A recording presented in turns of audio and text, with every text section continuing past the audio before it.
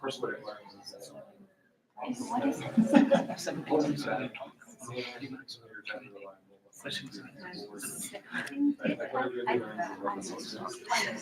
will try.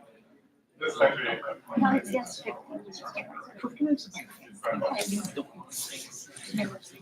Shorter is better.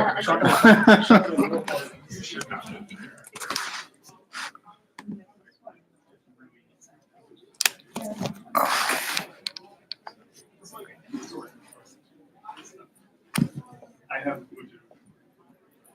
That's hard. Even though it's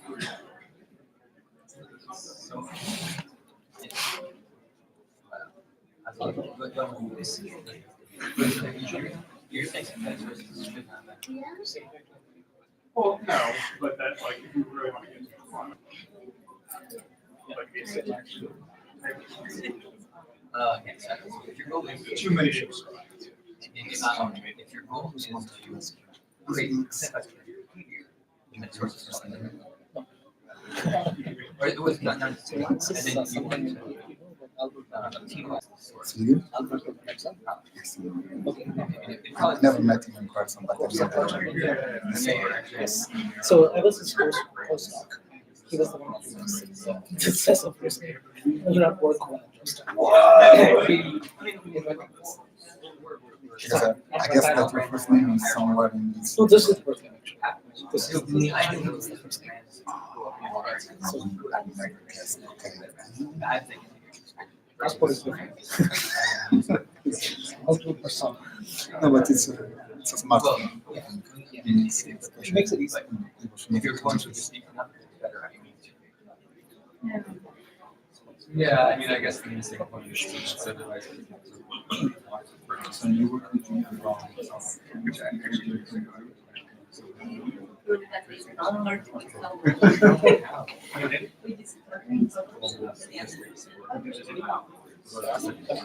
Okay, good afternoon, folks. Welcome to the first technical paper session of the afternoon. We have four interesting talks. The first talk on topic agnostic approach to identifying fake news pages will be given by Sonia Costello Quispe from NYU. Sonia. Thank you. Thank you. Yeah. First of all, good afternoon. My name is Sonia Costello, and today I will present our paper, a topic agnostic approach for identifying fake news pages. So, fake news and misinformation has been increasingly used to manipulate public opinion and also to influence political processes. How is that possible? Well, that has been made possible due to the web infrastructure and the social media platforms, which make it easier to share and propagate this kind of information. So, to better understand fake news, how they are propagated, and how to counter their effect, the first thing that we need to do is identify them. So, presently, a content-based approach has been proposed to classify automatically this fake news.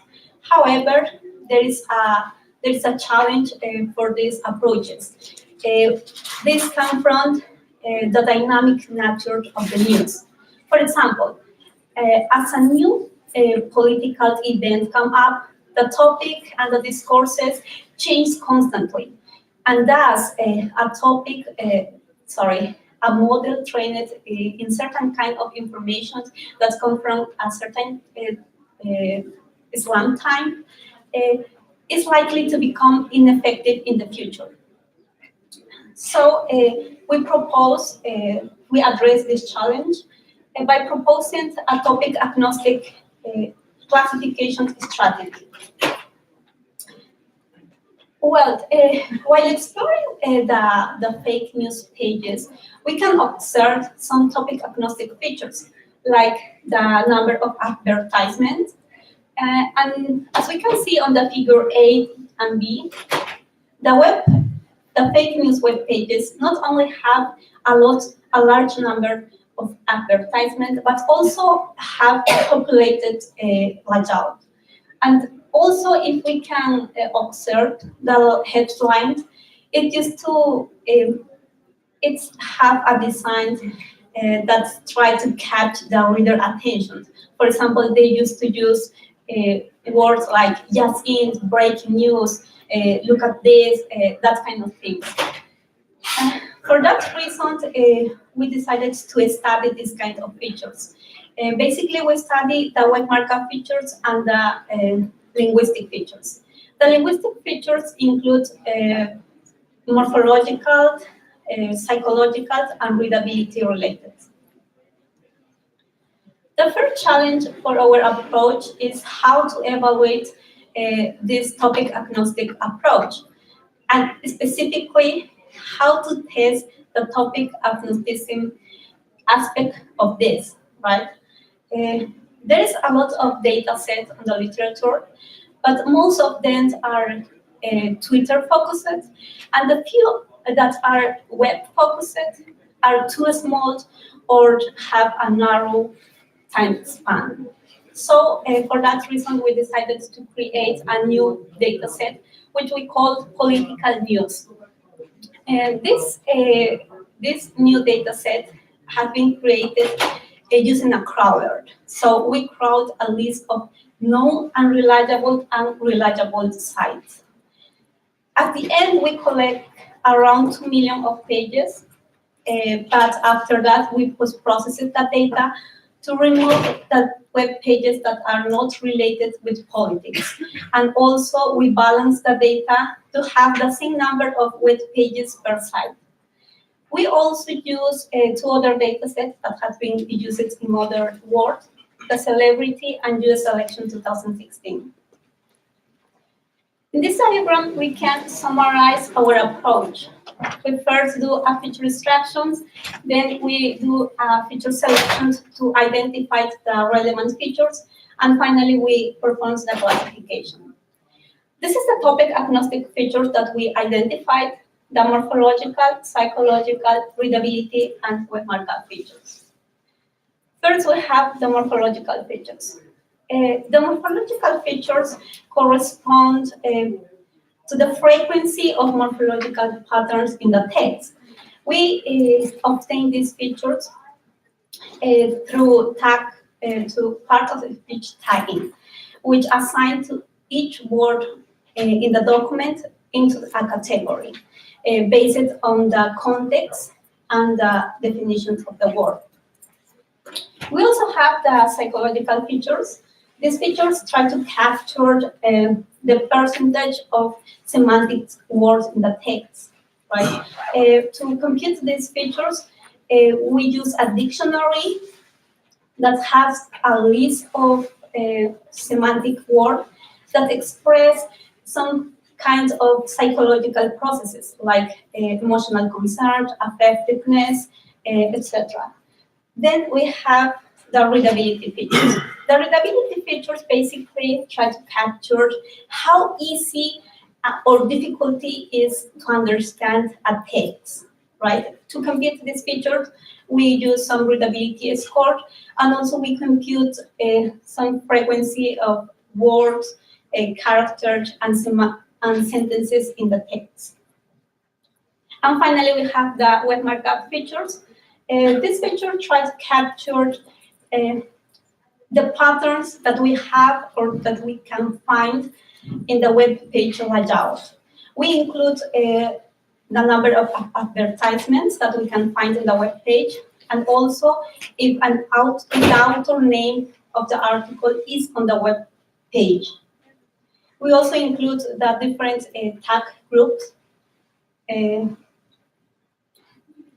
After the well, here we present some histograms of the mean distribution frequency of fake news and real news in the political news dataset. As we can see, there is a difference between the mean distribution frequency of fake news and real news. That is a good indicator because that with this histogram, we can say that we can really create a classifier using these topic agnostic features. We can distinguish between fake news and real news. After the feature selections, we perform the feature select. After the feature extraction, we perform the feature selections. For this, we use a fourth feature selection method. We basically combined the outputs of this method by normalizing and applying the geometric mean to create a new score. And after that, we use this score to rank the features and finally remove the irrelevant features. And at the end, we use supervised learning to train the classifier. We experimented with three machine learning models, SVN, KNN, and random forest. To validate how effective is our approach, we performed three different experiments. The first one is to evaluate the effectiveness of the different features. We use a combination of different features, the web markup, psychological, morphological, and readability features.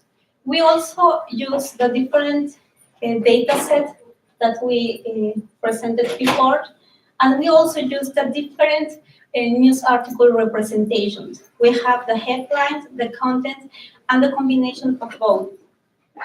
As you can see on the table, we get the better results using a combination of the web markup features. If we if we want to analyze further, we can see that the web markup features and the linguistic features combined with other kind of features like readability and the morphological features leads to higher accuracies. We also compared our model with the baseline. As we can see on the table, we outperformed the baseline for all the data sets. But also it is important to notice the number of features that we use. The baseline used around 800,000 features, and our model used around 160 features. The number of features it is really important because it can affect directly the processing times and the evaluation of the model.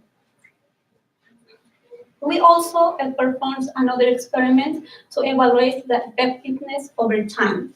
For this, we use our political news data set. We split this data set in 6 sub-data sets. Each year corresponds to one sub-data set. As we can see on the plot, our model overperforms the baseline. But why that's happened? If we can see the word cloud, if we use the basic content models, the model training will learn, for example, using the data that comes from 2015, but it will not work with the data that we have in 2018 because the topic changed over the time, right? But we can see that our model, which use topic agnostic features, doesn't care a lot about the topic, right? So it will perform well. The other kind of experiment is used to evaluate the effectiveness for different domains. In this case, we go further, right? We don't use just the same domain. For example, in the previous experiment, we worked on the political domain, right? Here we use two data sets, two very different data sets, celebrity and US election 2016. Celebrity contains news about celebrities, and US election contains political news. So they are very different. We ran another experiment in the other way when we use the US election as a training data set and the celebrity as a test data set. As we can see on the table, our method overperforms the baseline. So we can say that not only if the topic evolves over the time, our method will work, but also if the domain changes completely, our feature is still worth to train a good model. Here we can summarize our contributions. We propose a framework for identifying fake news. As far as we know, it's the first method that is based in topic agnostic features. And we also create a new data set, which we called political news, that cover a time span of 6 years. And we present a detailed experiment to support our contribution. Thank you so much for your attention. If you have any questions. Time for a few questions. Any questions? Okay, so I have a question. So could you elaborate a little bit on the baselines and also give some insights into what makes your topic agnostic approach so strong based on the performance that you found in those data sets that you tested on? What is the insight? What makes it so strong? Simply being topic agnostic. I would, as a skeptic, I would say that should make it somewhat weak by being too generic, right? So there's something else good that is happening. So can you tease that out and tell us? Yeah, we were exploring as a part of another project, we were exploring the news. So we were trying to use anagrams to create this model to classify fake news. But after that, we tried to analyze one specific topic for Brazilian news, right? And after that, the topic changed very quickly, at least in political scenarios, right? So we realized that if we try to use just anagrams, this model will not be effective in the future, right? So we start to analyze other kind of feature that is not dependent on anagrams. So and looking at and talking with journalists, they told us about this morphological feature, psychological feature, and doing the experiment to look like it is working, right?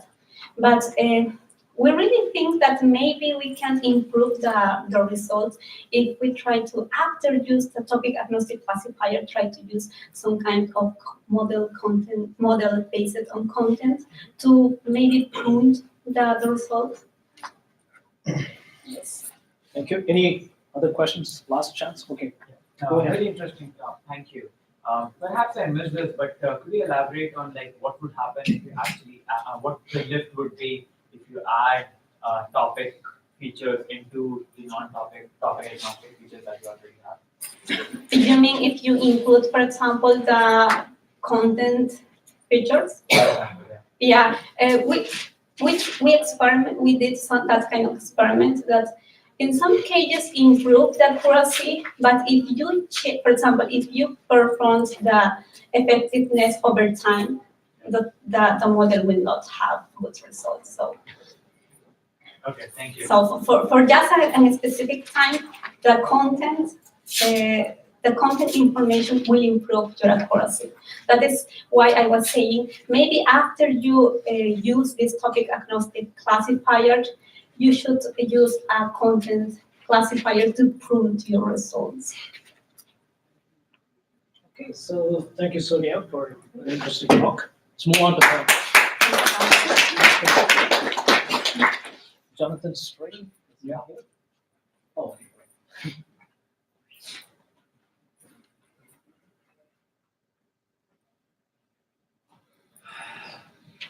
Jonathan is from Colombia. He's going to talk about counterintelligence something. Institutional counter-disinformation strategies and network democracy. Yeah, the longest. A lot of exciting words. Exactly. Look forward to the talk. I'm going to do that right after I ensure my laptop doesn't die in the middle of it.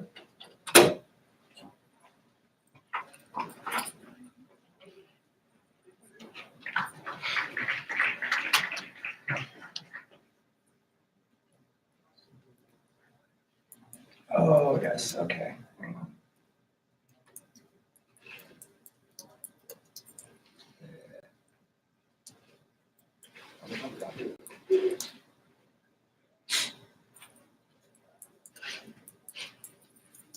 There we go, much better.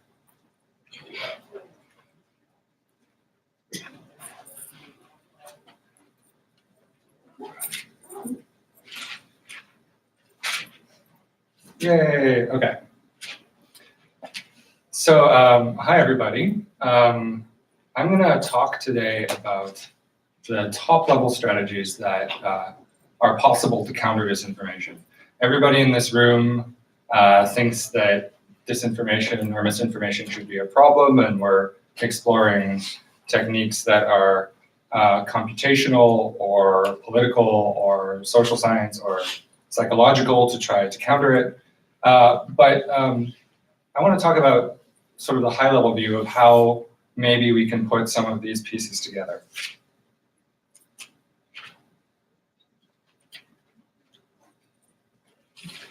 So this paper could also be called Jonathan Makes a Chart. This is the chart I made. We'll return to this at the end, and actually I printed out some copies that I think are next to Alex, if you want to pass one of those around. And so I'm going to try to sort of unpack this for you. But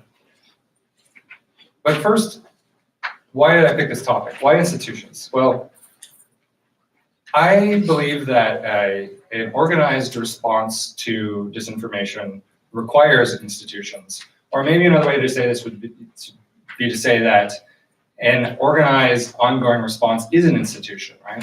I want to talk about not just one-off approaches or projects, but how does a society organize to counter this stuff? And a great many of our institutions are responding. Journalism, platforms, the State Department, the Defense Department, academics. There are now multiple ongoing efforts in this country and in other countries. And then why democracies? Well, what I'm not going to talk about in this talk is what disinformation is. I'm just using it as an umbrella term for content that somebody decides is objectionable and needs to be countered. But no matter how you decide what should be countered, you still have the problem of you have to use a method that is politically legitimate. And so I'm asking not only what can you do, but what do we want to do? What are the sort of things that are in accordance with our values in a democracy? Now, there's a long history of counter-disinformation institutions. In this country, mostly these are Cold War institutions. This is just an idea, one of many institutions, but possibly the biggest. This was the US Information Agency, which was shut down after the Cold War. And just to give you an idea of the scope, the US Information Agency once had a staff of 3,000 people and a budget of billions per year. So this was a big deal. And they did a lot of things, including like the Voice of America radio programs, but they also had units that were charged with responding to, in this case, Soviet propaganda. Incidentally, Edward R. Murrow was originally a journalist who was famous for taking down McCarthy. So this was a big deal back in the day. But the Cold War doesn't teach us about how we have to respond in a networked world, right? There were no platforms, there was no viral distribution in the Cold War. Lots of things have changed. So instead, to try to get to the chart that I made, I decided to look at some contemporary institutional work. So what are people doing now? And can I categorize the strategies that they're employing? So I'm going to look at three of them. One is the EU East Stratcom Task Force, which is the European Commission set up to counter Russian propaganda in the Eastern European states. Another is Facebook, which you heard in far more detail about earlier. And the other is the Chinese state, which does a lot of counter-disinformation work. So these are very different organizations. EU East Stratcom Task Force is a sort of classic state-level counter-propaganda organization. They were created by the European Union. They collect disinformation cases from media in several languages with a network of partners, and they write refutations. Basically, every time they see something that's false, they record it in database cases, they publish something on social media. And this is what that looks like. This is their one of their sites. And it's some sort of general analysis of the information landscape, and it's some specific refutations. In fact, lots of specific refutations. It's very classic stuff. Government run, targeted at another government. Again, you heard earlier about what Facebook is doing in this space. I sort of break it down or think of it as sort of basically three types of countermeasures. One is this idea of targeting inauthentic accounts, and so I'll talk a little bit more about what inauthentic means. The other is this collaboration with fact checkers that you saw earlier, so that's at content level or article level. And there's also a source level or user level content to this, which you saw with the source trustworthiness surveys. And then as far as what they actually do when they identify this, basically flag it or change the ranking. They very seldom outright remove misinformation, as you heard earlier. And I'm sure Alex will correct me if I get some of this wrong. They're also concerned with what they call information operations. So these are organized campaigns by actors in an attempt to persuade, right? So this is, the classic example is the Russian interference in the US 2016 election, but this happens all over the world in, at this point, pretty much every election. And so this is one of the models that they use to think about how these campaigns are organized and how to respond to them. And then China. I include China because they're good at countering information that they don't like, and because they pose challenges for the legitimacy of method. So they're doing many things that we probably would not want to do here, for example. In particular, there are laws against misinformation. That's something that we actually don't have in this country. It's not illegal to lie. But it is in China. And they also have a very large group of paid government posters who post under sock puppet accounts. They're effectively government cheerleaders. This chart is from a wonderful paper which analyzes these sock puppet accounts, the so-called 50 cents party, meaning they're paid 50 cents per post. And all this is a time series of the volume of posts. This paper was based on a enormous trove of leaked worker reports. So we know for sure that these were 50 cent party posts. And you can see that they very clearly align with political events. Not only pre-scheduled things like political meetings and holidays, but political crises like riots or disasters. So then, starting with these three very different types of contemporary counter-disinformation organizations, I asked the question, okay, can we categorize the things that they do? And I'm hoping that categorizing tactics will give us strategies, and that we can say something about which of these strategies are likely to work in a democracy, and which one of them are aligned with our values, which ones of them are legitimate, things that we would want to actually do. So the simplest one is refutation. So you heard this morning about the problems with simply fact-checking or saying that something is false. But it does have an effect if it's consistent, especially, right? So although we know that simply telling something that something we believe is false has limited effect, on a societal scale, this does seem to have impact. Which is not to say that it will change political stances. There seems to be some research that says that you can correct, you can fact check a candidate, but that doesn't make people not vote for them. The other interesting problem with refutation is that disinformation is rarely just a matter of saying something that's false. There's a lot of framing, a lot of sort of half-truths. Again, this morning you saw Claire Wardle's typology of mis and disinformation. That is a weakness of the technique if you can't simply say someone's lying. On the plus side, generally, adding something to the conversation is considered legitimate, right? You can always, it seems to be a norm that responding to bad speech with more speech is fine. You can always do that. So this is what that looks like in the case of EU versus DisInfo. They produce these catchy posts and images and videos and other media, each of which refutes a particular item of disinformation. So they just churn this stuff out, right? They do thousands of these per year. They post them across various social media channels. And this is really what it takes. It takes a campaign. You can't just write a fact check. You have to keep repeating that message. And so that's what they do. This is what it looks like in the Facebook context. I categorize Facebook as using reputation. And what I'm talking about when I say that is this fact-checking program that they have. On the left is a very brief description about how it works. So Facebook has internal tools that identify potential misinformation, both algorithmically and from user reports, and algorithms that run on user reports as well, and then present it to fact-checking organizations, which can then pick what they want to check, and then it appears in the UI in one way or another. And we heard discussion about the design principles for trying to figure out how to show this information.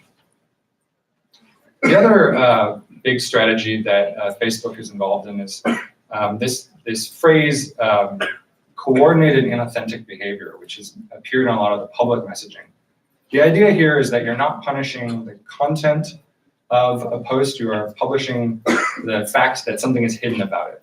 And this is a basic communicative norm. Pretending to be someone else when you speak is wrong. And it's appealing as a way to target disinformation because you get to not care what they said, only that they were doing something fake, right? Of course, you can still target particular pieces of content. So this is what this type of response looks like. You write an article about somebody saying something while pretending to be someone else, or you remove a bunch of accounts that pretended that they're not from Iran, but actually are. Another thing you can do is just say something else. You don't need to refute the story, you just give a different story. The psychological research suggests that this can be more effective. So I can tell you, it's not true that Obama is a Muslim, or I can tell you Obama is a Christian. And the research suggests that generally the second is stronger. There's also hope or theory that maybe if you give people a narrative first, the counter narrative will be inoculated against. So of course your counter narrative can itself be disinformation. So this can become a gray area in democracies, which is why much of the US government is prohibited from domestic messaging. So here are two recent examples out of China. This is something China does a lot. So China isn't destroying mosques in the Western provinces. They are appreciating the beauty of cultural diversity. And they're not putting tariffs on American products. They are unveiling a list of exempt products. So you can see that this can vary from sort of wildly out of touch to a spin on factual events. This is the intervention that is truly new. This did not exist in the 20th century. The Cold War just couldn't do this at all. This is changing the algorithms, I call them filtering algorithms, right? The algorithms that decide what it is we see, also called recommendation algorithms. This can be done either by the platform itself when it makes choices about how to change the ranking of things, or by users, which leads to a problem of deciding what is legitimate democratic collective action. Tell all your friends to like this post, or what is gaming the system, right? What is inauthentic or bad behavior? And so we have to have some criteria for deciding when we want to punish collective action and when we want to reward it. You can also try to flood the system. You can try to distract. It's sort of a technical means of distraction. If you produce enough posts on a topic, maybe you can get the topic you don't like out of the trending results for the day. So this is one theory about what the 50 Cent Party is doing in China. And Facebook has said on a number of occasions that they change search ranking for things that are labeled as false.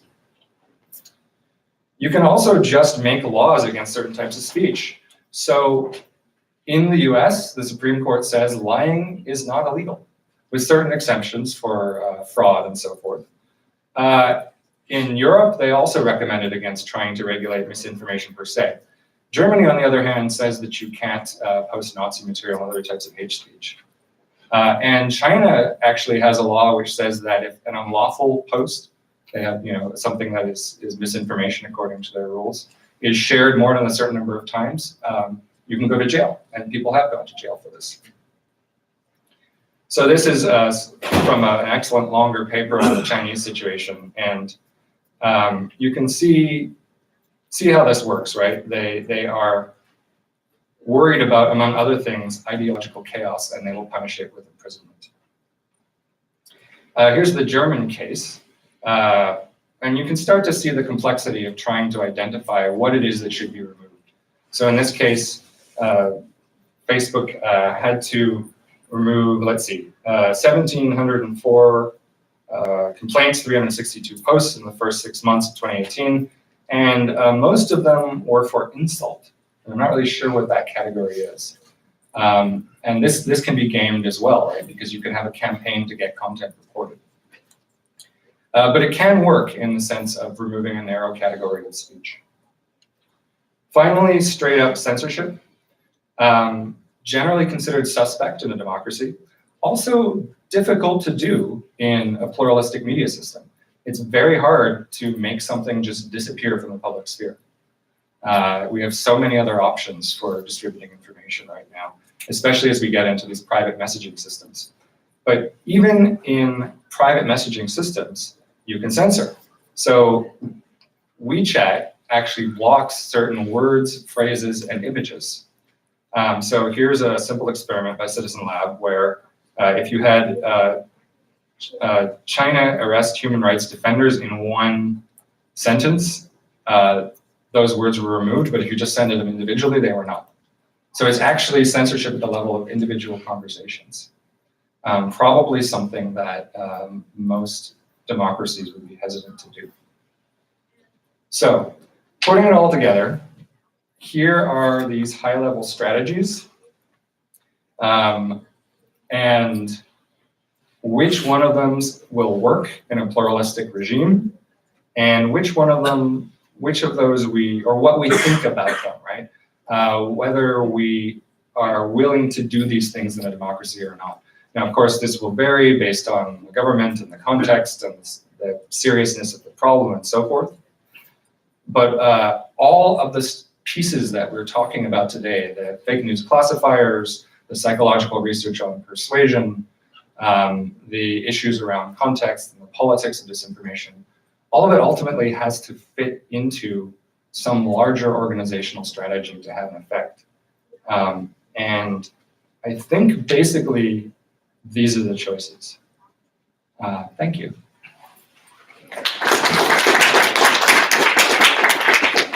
Questions? Go for it.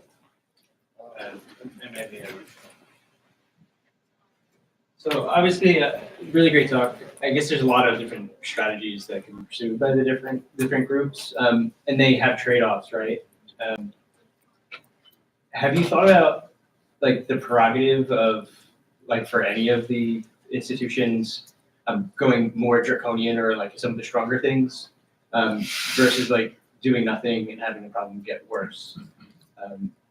Or do you see these more like these rows more as for like the examples using them, they're just like limits and they can't really be transcended? I would hesitate to say that there are hard limits in what people should and should not do. Politics is full of constitutional exceptions. So, for example, most constitutions say you can declare a state of emergency in which you can do extraordinary things. So I wouldn't say, for example, that you should never censor.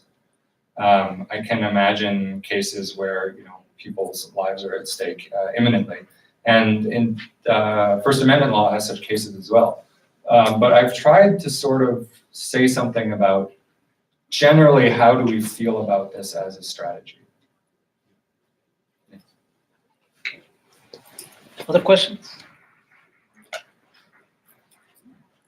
Okay, I was wondering, you made a couple of observations there during the talk that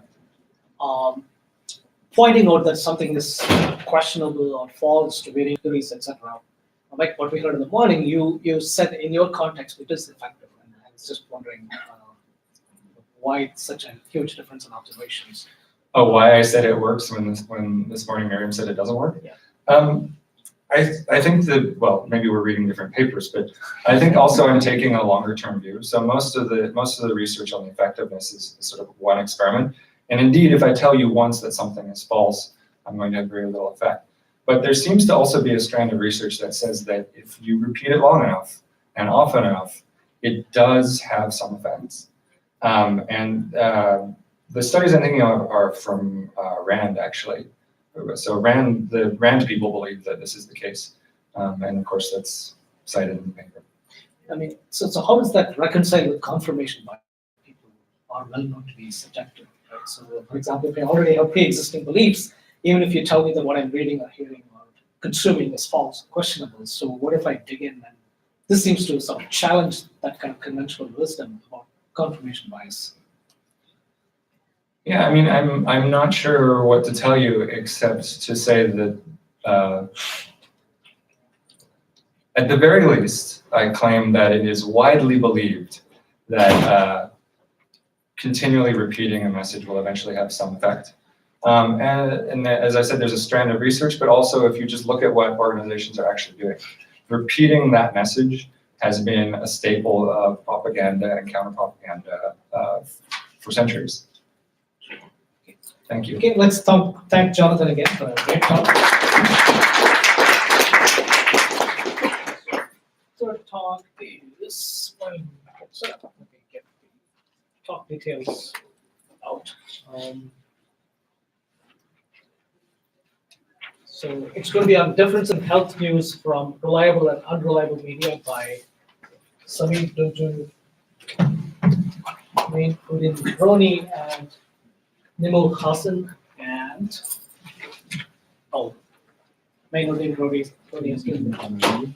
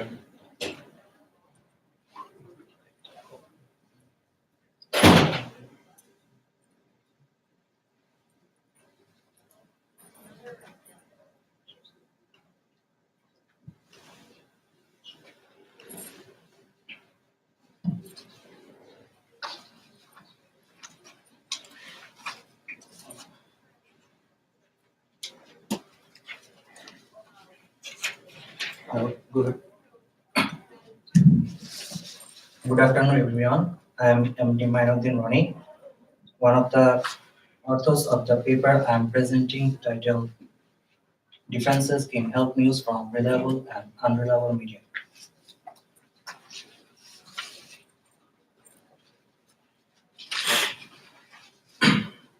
Fake news has become a global phenomenon, and the term is known by almost everyone. Any type of news, for example, political, entertainment, religious, etc., can be fake, and either kind of them is a problem.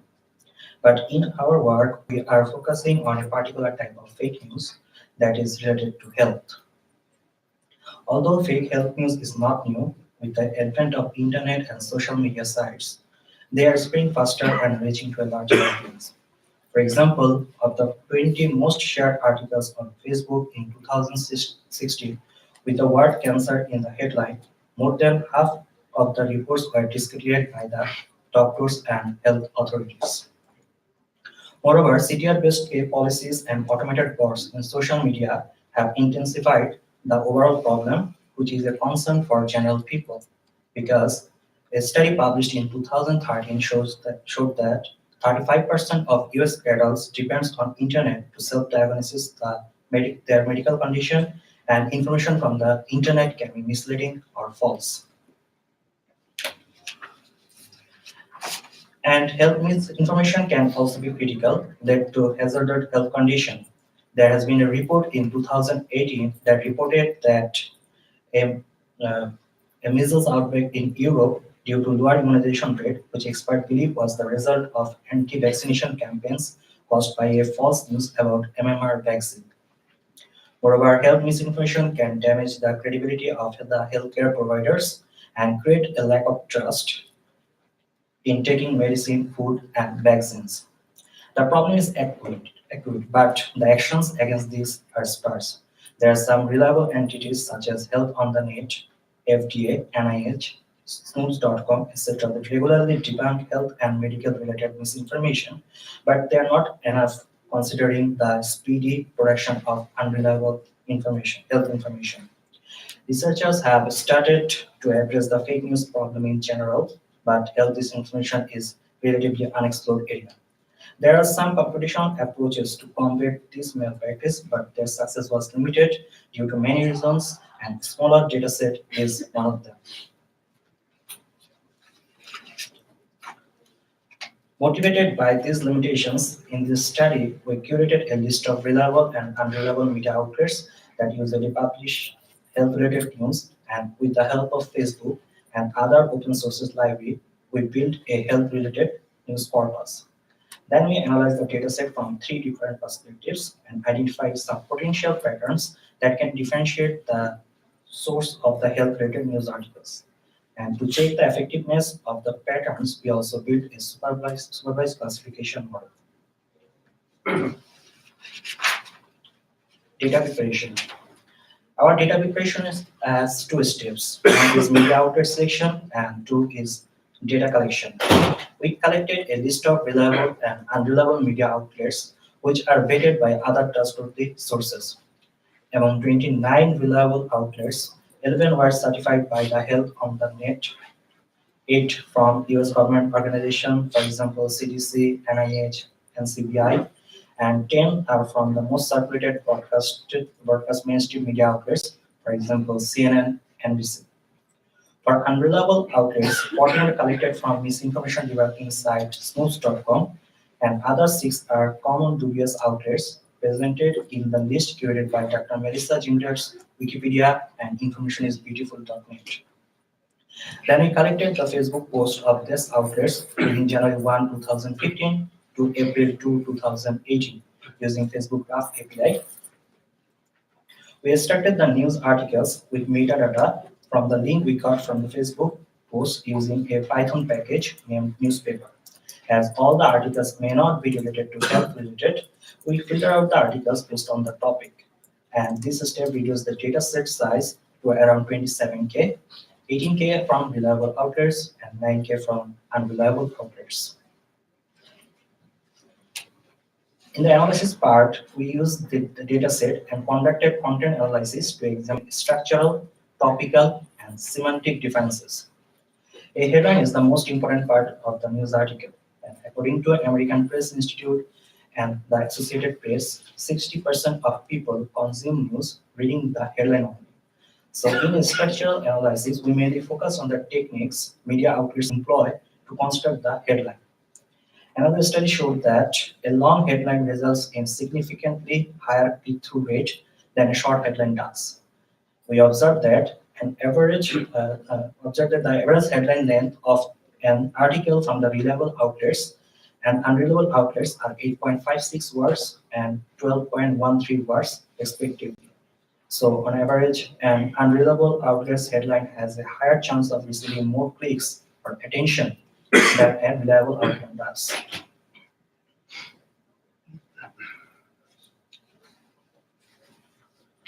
Further, we examine the clickbaitiness of the headlines. For each article headline, we test whether it is a clickbait or not using two supervised clickbait detection models. We marked a headline as a clickbait if both models labeled it as clickbait. We observed that 27.29% of the headlines from reliable outlets are clickbait, where the percentage is significantly higher for around 40.03% for unreliable. So it is evident that the unreliable outlets use more clickbaits than reliable outlets in their health journalism. We further investigated the linguistic patterns used in the clickbait headlines. In particular, we analyzed the presence of some common patterns, something like demonstrative adjectives, presence of numbers, or presence of question or WH words, and which are generally employed in clickbait headlines. And we can see that unreliable outlets use demonstrative adjective and numbers significantly more compared to the reliable outlets. For topical analysis, our hypothesis was there are differences the health topics which are discussed in reliable and unreliable outlets. So we employed LD algorithm to model the topics in the news articles. The number of topics K was set to 3. Figure shows the topics with the most contributing words to the topic. R and U denotes reliable and unreliable respectively. RT1 and UT1, they are from reliable and unreliable respectively, but is a common topic which is related to cancer.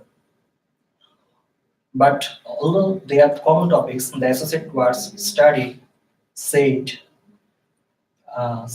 then research, and their font sizes in the RT1 indicate that the topic cancer is associated with research studies, facts, and references in reliable outlets.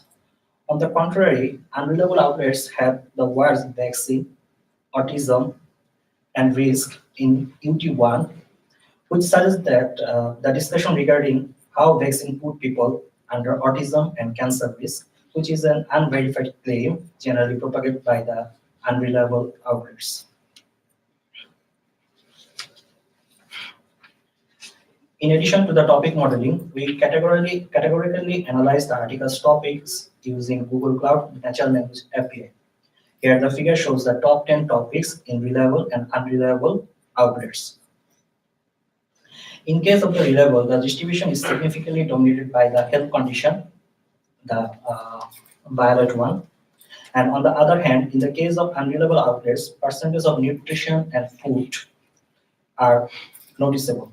Only 4 of the top 10 only 4 of the top 10 topics are here are common, so which is the proof of our hypothesis that there is a difference in the health topics for reliable and unreliable outlets.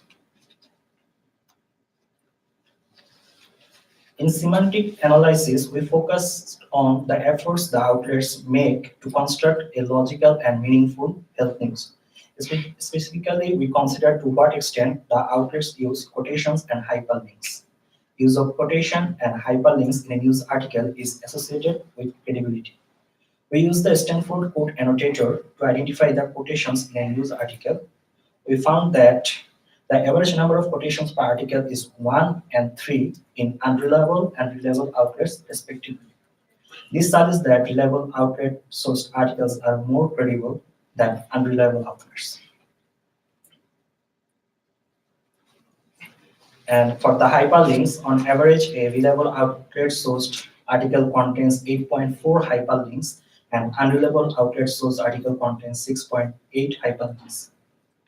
In the figure, the peaks indicate that most of the articles from the reliable outlets have close to 8 hyperlinks.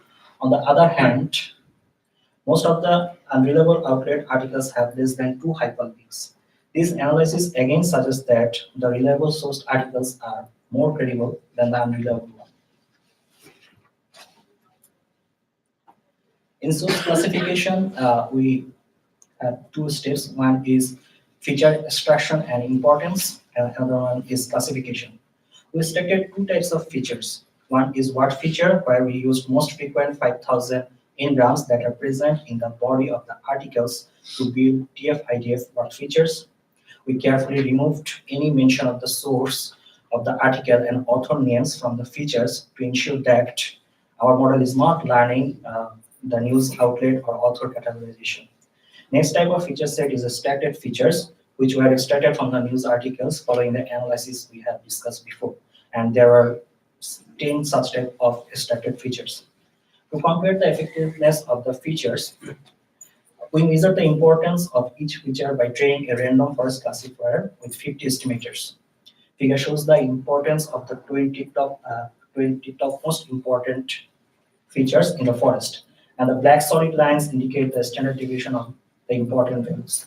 We found that 4 out of 10 extracted features make in top 20, including the top score, which is the headline length, and other extra features, number of links, and contents, demonstrative word, adjective, or number of direct quotations. So the features we have extracted has some importance in classification class. In the source classification, we perform five-fold cross-validation using several classical machine learning methods, including multinomial naive Bayes, linear support vector classifier, random forest, and logistic regression. We conducted experiments with 3 combination of features: only words, only structured features, and combination of word and structured features. For all the combination, support vector machine outperformed the other models. So we reported the performance of support vector machine here only. And table shows the performance in terms of precision, recall, and FMIS.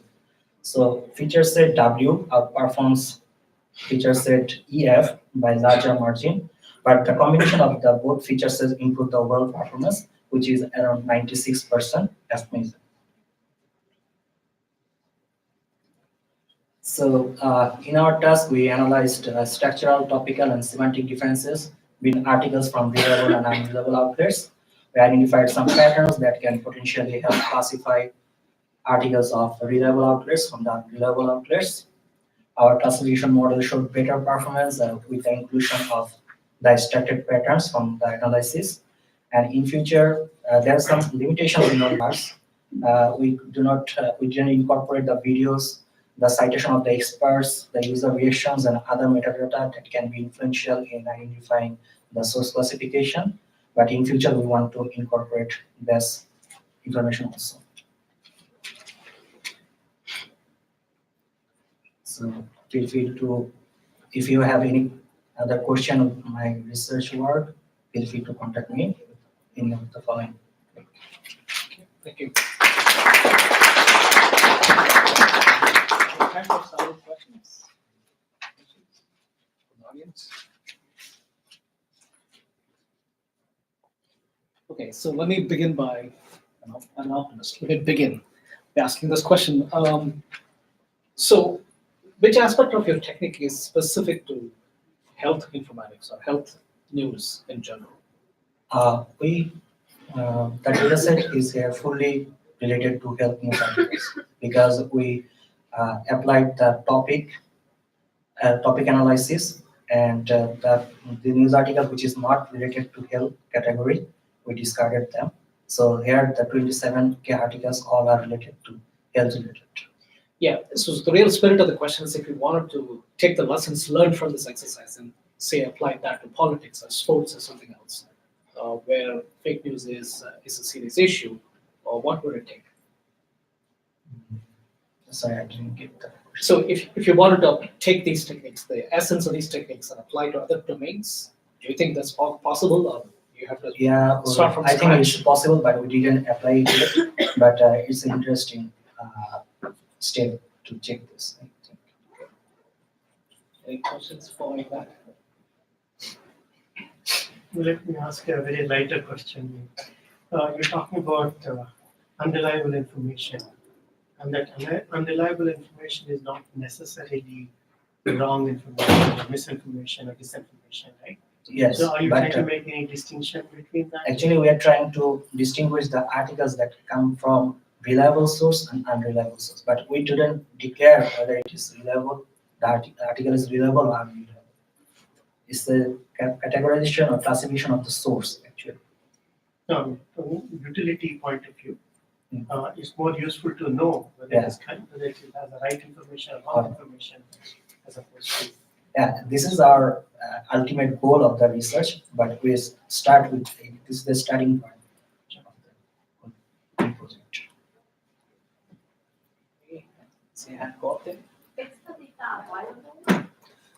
Yes, it is not yet available, but we will make it available in the future. If there are no further questions, let's thank the speaker again. Last talk of the session is on MisInfoSec, applying information security paradigms to misinformation campaigns, to be given by Christopher Walker, Sarah, Pablo, and Courtney. Hey, Christopher. Okay, Christopher's given. I need an adapter.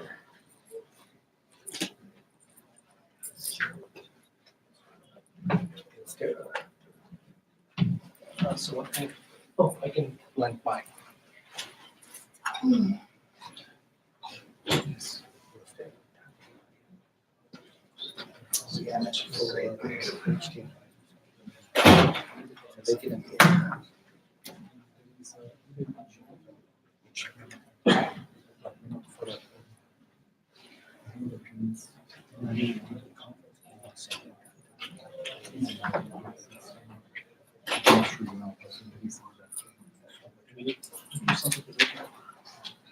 Because last time it didn't work, he just.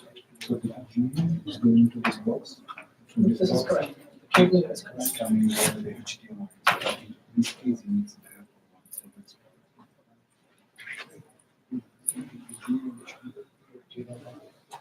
I think it's good. It's not working. No, it's not. It's in not detected. So remember last time when the technician was doing this, that we had to give something to make it out. Can you try it? In here. Okay, yeah, sure.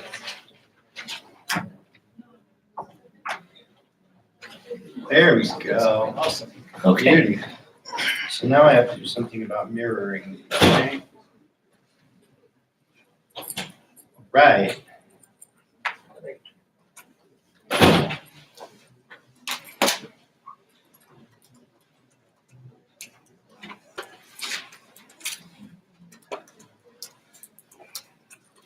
Whoa, that's not supposed to happen.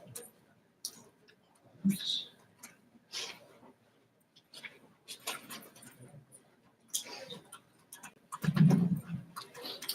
Hi, I'm Chris Walker. I'm from Marvelous AI. Work I do is on semantics and narrative tracking and detection. But I'm here today actually to talk about volunteer work that I'm doing on behalf of the Credibility Coalition with the co-authors listed here. So to the extent that there's organizational support for the work that we're doing, it's actually Credibility Coalition rather than our day jobs, which you're seeing there. It's all volunteer work. What we're trying to do is to solve in the same way, to a certain extent, that Jonathan's working on, the problem of counter actions in response to misinformation campaigns. Our focus is on information as an attack vector, so kinds of either state-sponsored or institutional-sponsored attacks that are persistent and ongoing and often referred to as advanced persistent threats. So there's a bunch of different ways you could try to think about misinformation, just from the perspective of the kind of sort of ongoing campaigns that we're already talking about. So you can think about it from an information security perspective, so similar to hacking. You can think of it as sort of an influence campaign, sort of like PSYOPs. You can think of it as a form of conflict, so ongoing civilizational, state-oriented conflict between either nation states or nation state style actors. You can think of it as a social problem. You can think of it as a news source problem. These are overlapping. The concerns that take place in each of them is going to differ from domain to domain. More important, the way in which the campaigns are structured and the countervailing responses are structured is going to differ as well.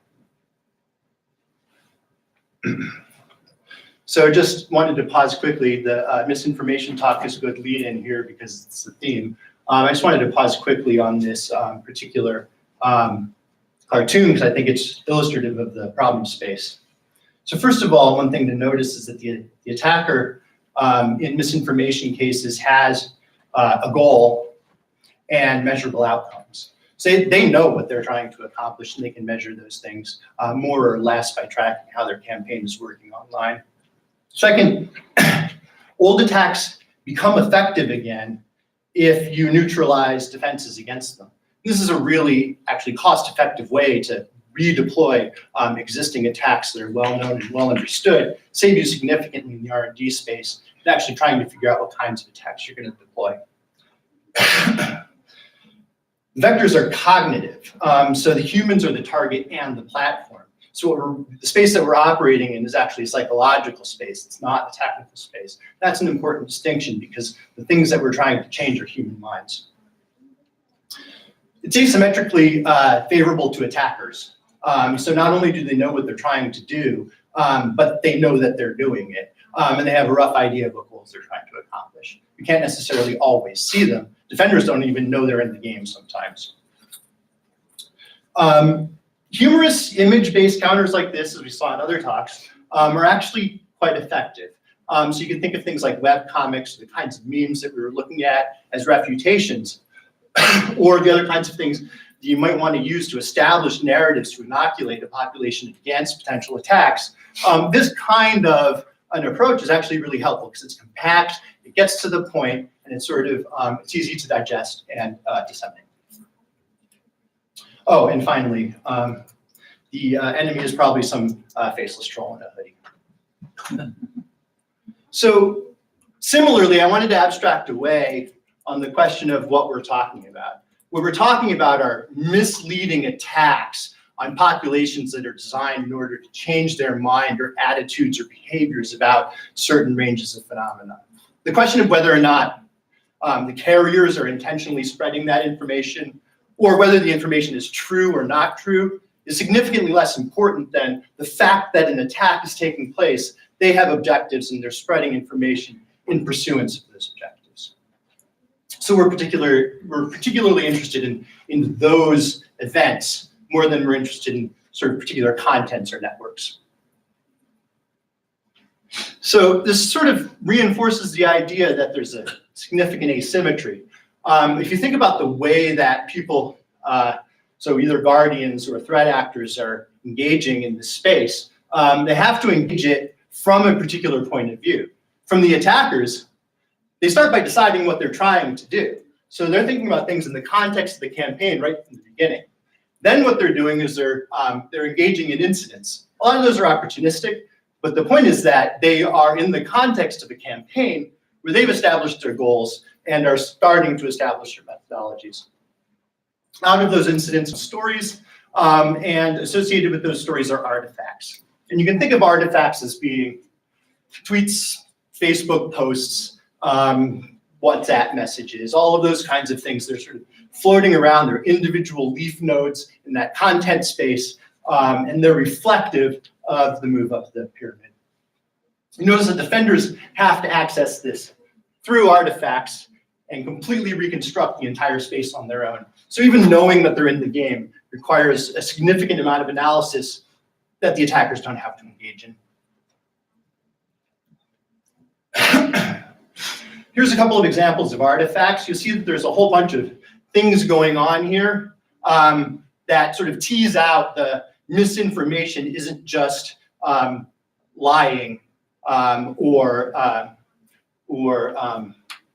fake news, right? So one of these is a false story that's extremely emotionally charged and designed to sort of whip people up. But it isn't clear that there's some goal for today in this narrative, right? They're trying to establish some sort of a long-term understanding of society in general and the way things work. So this is sort of an ongoing campaign in order to change opinions in society. And as a lot of other people have talked about, in order to wedge society, in particular in order to wedge constituencies in the West. So if you look at the second case, this is an example where humans are asked to show up at a place and time and engage in specific behavior that presumably could lead to second order effects, right? So it isn't just the message that's the important component here. There are real world, potentially kinetic outcomes that could result from these kinds of framings.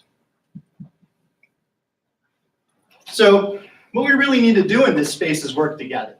So the resources available in democratic societies in order to counteract these kinds of threats are significantly more limited than in the societies of their adversaries. And so that means that everybody broadly who's interested in democracy needs to get together and share responses in order to get a stronger idea of what to do in specific scenarios when specific threats emerge. So one of the things that we have in mind is anybody in here who's done any system administration work probably doesn't need this book. But one day maybe you will. So, so the idea in this book is it's the Blue Team Field Manual. The idea is that someday your system could be compromised and you have to do a recovery now. There's a set of steps that you go through to do that recovery.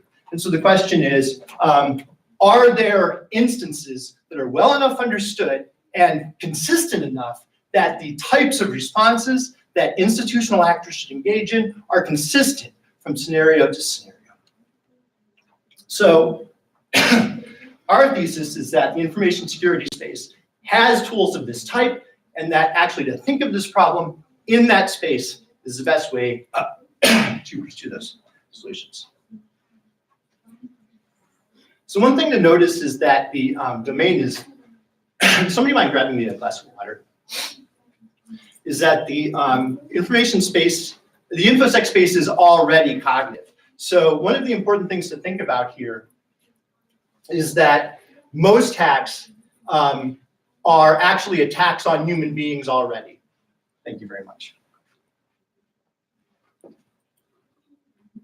So for example, one of the most common ways of penetrating a system is spear phishing, right? So that counts on bad behavior on the part of the humans. So putting it a little bit more tersely, why waste your time on a 0 day when you can just get a stupid user to click on a link, right? And that's the idea here. You see that idea in information security, and it's the same kind of problem that's faced in the influence operation space. So there's a whole bunch of ways that you can break down the sort of attack space. And you'll notice that some of these things aren't exactly attacks, right? So marketing, in a certain sense, is an influence campaign. It has steps. There's ways of measuring whether or not you're successful at it. But there's not a lot of significant defensive component in advertising. There's not a significant literature on the subject of how you might construct countervailing approaches, unless you're, say, a competing brand or something along those lines. So there's sort of narrow solutions.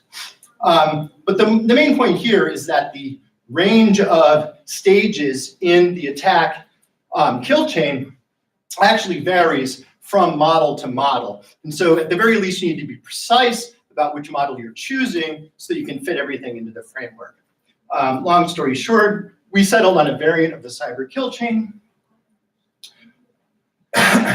So the stages basically amount to the way in which an information operation is executed.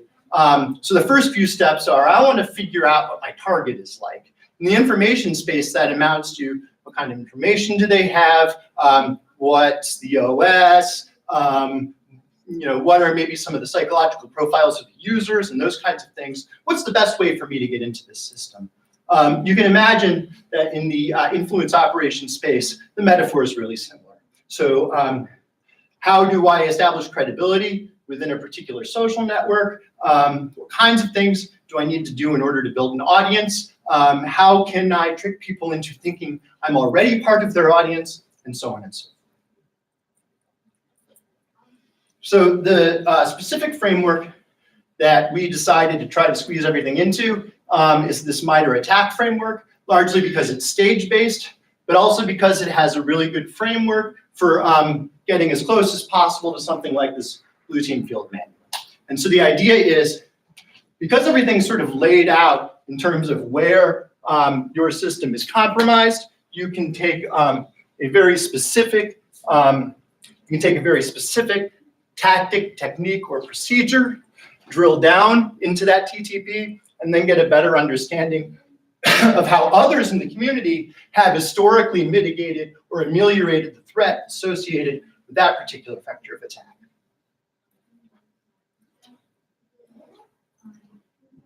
Unlike a lot of the other talks today, I'm here to convince you this is a good use of my time and to talk many of you into thinking it's a good use of your time and possibly joining us in this effort. The progress that we've made is cursory. So what we're trying to get to is the full framework that MITRE put together and our co-author Pablo helped to develop several years ago, but we're really just to the point where creating an inventory of the actual attacks themselves is at the top of our agenda. Putting all of those attacks into a single place and then starting to get an understanding of how to template them is our basic modus operandi. So basically, like the analysis framework, the pyramid-based framework that we put up towards the beginning of the talk, we approach this problem from two different angles because we're short on time. There is sort of no framework already in place. And we need to get an understanding of how these things look both from the perspective of the artifacts as they occur in nature, but also the kinds of strategies that have been deployed already in incidents that are known and well documented. Here's one that we did pretty early on. So basically, we just wanted to get a sense of what are the kinds of things that are being done in an ongoing campaign. So this is an IRA campaign from September of 2014, where the idea was basically to establish a beachhead and get a better understanding of what kinds of practices work in the US political space. And among the among the methodologies, and this is the important part of these templates, because this is what's going to feed in to the TTP framework that we're developing downstream. So create messages that could be circulated to broader audiences. Post those messages from fake accounts with very specific persona associated with particular problems. Amplify those things in artificial networks that were created for that purpose. It's early days, but the specific kinds of counters that are effective against these kinds of approaches are still poorly understood. In fact, Jonathan's work is among the first on truly creating an inventory of that whole space, sort of what's working and what's just, because that's an important part of this. So this is, I wouldn't take these too seriously. So this is basically us trying to say this is where we're going. We want to get a sort of better understanding of how these TTPs are structured, how they might work into kill chain phases, how they might vary from attacker to attacker, whether some are preferred by a particular persistent threat versus some other persistent threat. But this is the kind of thing that we might want to include in our taxonomies as we work through these techniques. Here's a straw man, also a really early straw man, where we try to sort of work the staging into the two-dimensional array that we were talking about in the context of the attack MITRE framework. Like some of the data you've seen earlier today, I would consider this illustrative. So we're getting to the point where we have an adequate number of categorized and templated incidents, and working from the methods that were associated with each of those incidents, we're in a better spot to start taxonomizing. So this is speculation about what such a taxonomy might look like, but it is an actual work towards developing that taxonomy as of today. We, in the near term, will be doing that. So we have an in-face meeting as early as next week where all of the members of the working group are coming together in Atlanta and trying to really spell some of the stages and techniques out a little bit better. So, you know, obviously this is going a lot farther than the attack framework, right? So ultimately, the reason to understand tactics, techniques, and procedures better is to get a better understanding both of strategy on the persistent threat side and also strategy on the guardian side. And there are some nascent frameworks for understanding strategy. And the quicker we get to understanding tactics, the better position we're in to create mappings to those things. So among the most prominent strategic frameworks are Clint Watts for understanding the eras of information warfare as they've emerged over the course of the past couple of years, and of course the 5Ds for psychological operations. And what we want to do is establish a larger group. So people who who are likewise interested and have 10 to 20% of their time to put into doing a lot of sort of organizational elbow grease style work in putting these things together. If you're interested, reach out to me. We need to finish populating the incidents sheet and then start organizing them into tactics. We need to promote an information sharing and analysis organization, and we need to incorporate MisInfo intelligence and counter influence into existing ISACs. And we need to build a better alert structure, both domestically and internationally in the democratic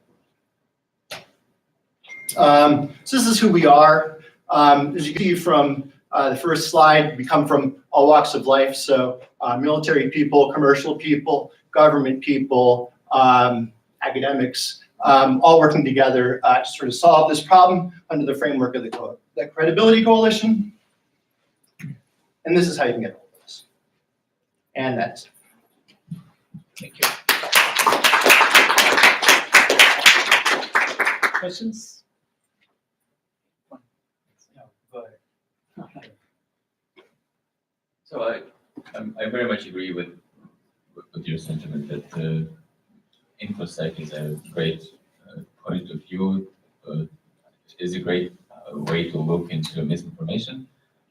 I did not understand your like what you're suggesting. You're suggesting that there is this community of practice that will come up with this solution, and that's how you. Oh, yeah. Yes. Right. But so like my point of view is that, let's call it like it is, that there was Russian information war, and it was designed by government in like by military people with military precision, not 20% of the time.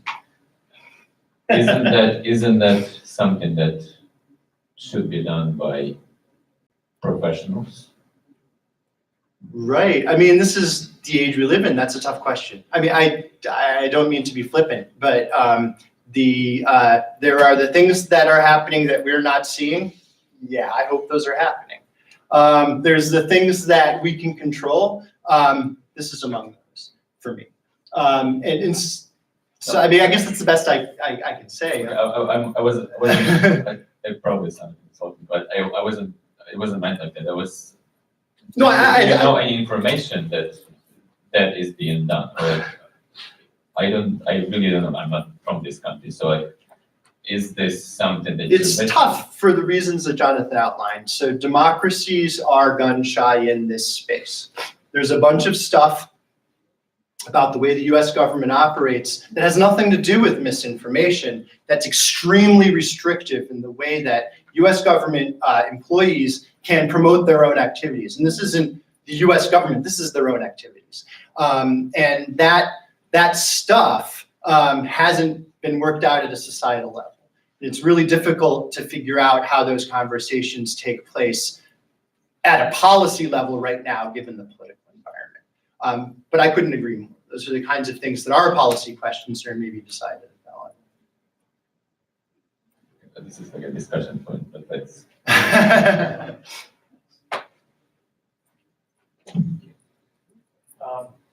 Really interesting talk. So I have two questions. The first one is, could you actually educate me and probably some people, some other people in the room on what exactly the MITRE framework is? Yeah, sure. So so Pablo's the real expert on this, and I wish he was here, but I'm going to try to do it justice. So so the idea is that that breaches of information systems have a certain process for you to undertake in order to do that breach. Parts of that are research about the systems and about the users of the systems and what you might get out of it. Parts of it are sort of an understanding of the way the system is structured, and so on and so forth. And that's sort of laid out into this timeline with components referred to as stages. The innovation in the attack space is that those stages are taken for granted. One of the concepts in the InfoSec space, especially on the military side, is you want to intervene as far left of boom as possible, right? And so the idea is that something drastic and horrible is coming on the right side of your matrix, and you want to identify the problem as far left on that matrix as possible, as one of the tactics or techniques that's being undertaken by the attacker, and then use the interventions that are well known and well understood to cut off that attack at that point before it escalates to boom. You don't want to implement a solution right of boom. And so the attack matrix is one such structured approach to laying out both those tactics, but also framing them in the context of where your interventions are going to do the most good, and also sort of how they relate to the kinds of techniques you use. This is slightly orthogonal. So this blue team field manual is also stage oriented, but I get the impression that it's a slightly different framework from attack. Our point is that we should pick one, get everything into it, and then we can argue over the details about which specific stage-based framework to use later on. Thank you. And one other question I had was actually on slide 17. You mentioned something called deep cover. What exactly is that?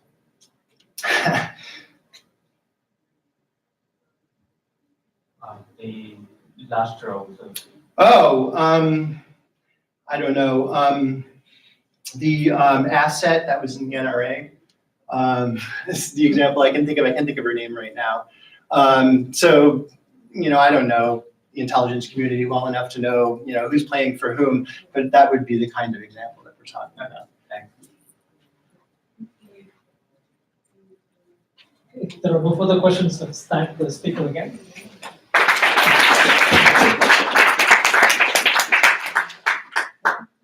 You can feel free to mingle or head out to a coffee break.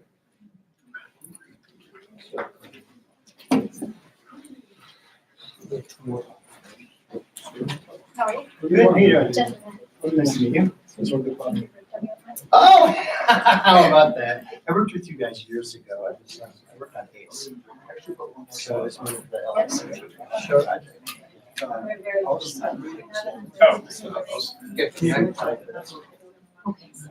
Thank you.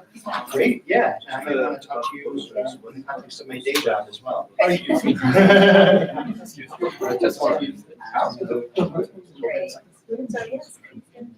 will check out. Crystal posters right after the.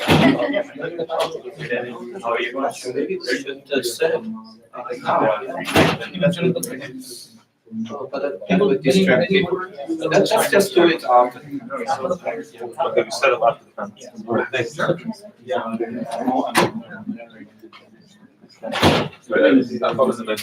No. I took it in the spirit you intended it. It's Tough like space.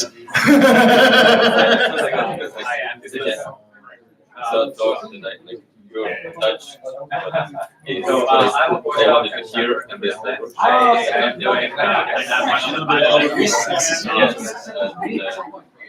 Yes. I was disappointed that it was there isn't somebody from the military. Yes, I'm a postdoc. Reporting them, what we Oh, really? Yeah. No, We're all volunteers. volunteers. So how about, for example, Thank you for volunteering. you had on it. But he is officially. He is, but he's not. Hey, I Mr. Rizal. He's doing this. Thank you for joining us. Absolutely, it's my pleasure. Are you ready? Here. So the workshop is really interesting. Were you here in the morning? I was not. I was at the hospital. I was just studying. But no, I was. Okay, yeah, we It's, Maybe you know. yeah. Yeah. And, Yeah, no, well, Yeah, no, I was there in the afternoon and I enjoyed it. But it's, Yeah. So we have So- one more talk, from the and perspective then of propaganda. the panel, and then the post. Yeah, so I'm looking forward to the boss Really actually. Did you get the screen ticket? Today? Yeah, Right. we have Because of a historical- recent, no, so this is only for, Yeah. so we also have a reception workshop. So sponsored by Facebook, Oh, fancy. and There's also Paula NSA. has the tickets. Can I ask them what Can I say also As as well part of as- this, So, great. so I, there are challenges. I'll come back around for something. Sure, I have slides from one of Parents, so I don't really have a good idea. Oh, okay, thank you. I mean, I know it was late, so I know. But thank you, yes. The point is that Looking forward the people that I've talked to publicly about it, really didn't have an interest. I'm sorry for interrupting. Would you mind if Sure, yeah, no my problem. laptop? Is that Yeah. And that's part of why sort of a lot of government.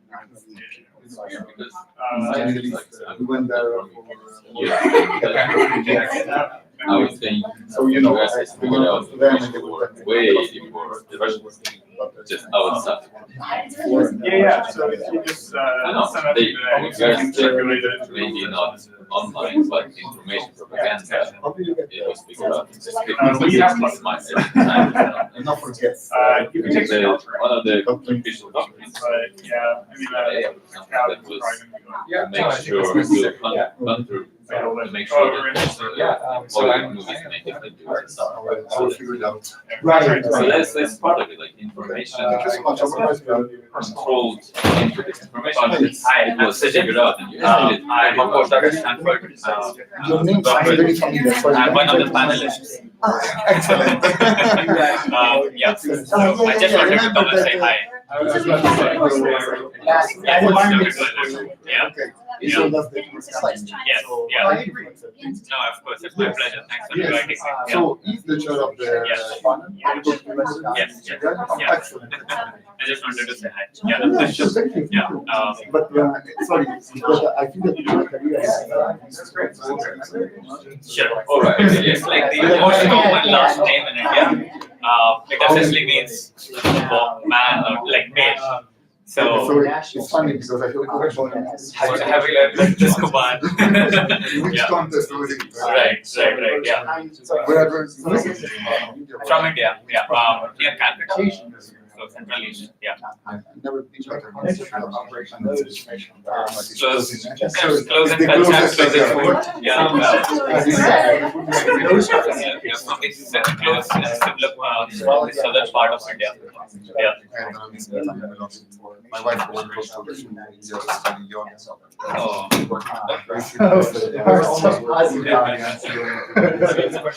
Where in Italy are you from? I'm originally from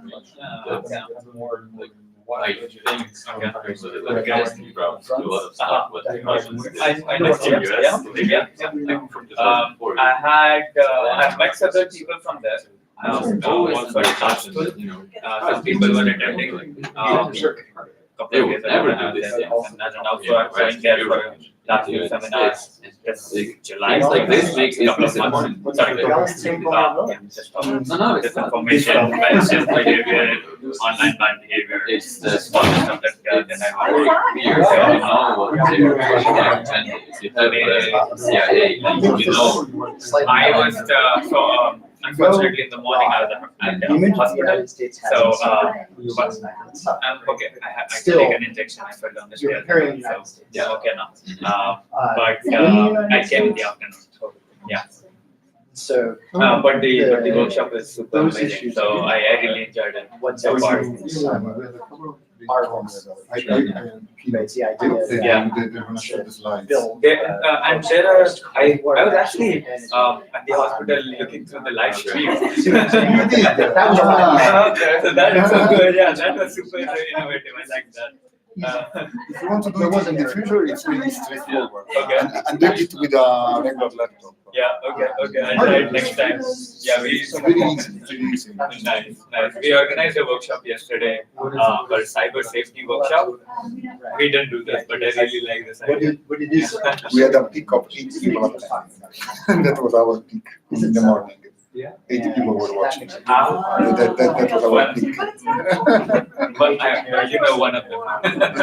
I said, no, the super interesting. So I'm assuming like when you record this on YouTube, and you stream, you also can get the recording and just put it online, right? No working. Really? I know some people did that. Maybe they need special permission or something. There's a really special account because I tried and I'm distinguishing between Oh, the okay. So if you got it live, it's good. So, Real challenge. how, Yes. can I ask you, do we have an HDMI connection? Just, if Russia Okay. is tied to this, you shut up Russia. I also have a converter extension, so let me know. Okay, thanks. Yeah, Okay, I'll see you at 4. And if you need to connect the full I converter. think somehow we're Use this USB. because before the new system, you had this information security and everything was locked. Now you don't control it for some reason. That's So if you're asking what's the difference, the best cases that I've heard is So, A/B testing. So Sure, they're in a sure. better position I'll to be iteratively test Feedback in 10 minutes. Sure. Okay, excellent, thank you. So there's the time between formulating a campaign and actually executing on it and seeing successes is significant. Short of sometimes you can. No, I know, and people that are not, so, I mean, but That's my had that experience as a journalist going into a military. So, Start with that. you're saying that So, Russians are professional. very efficient in deploying or like finding what So the hypothesis that I has to do with the idea of iteration. The idea is that if you know what the goals are, you have some nascent ability to measure success against those goals. That creates an asymmetric environment that advantages. Right. And Okay. that's the situation again right now, where 2 days later, or even a couple hours later, is always used. So you have to formulate a counter narrative, specific responses.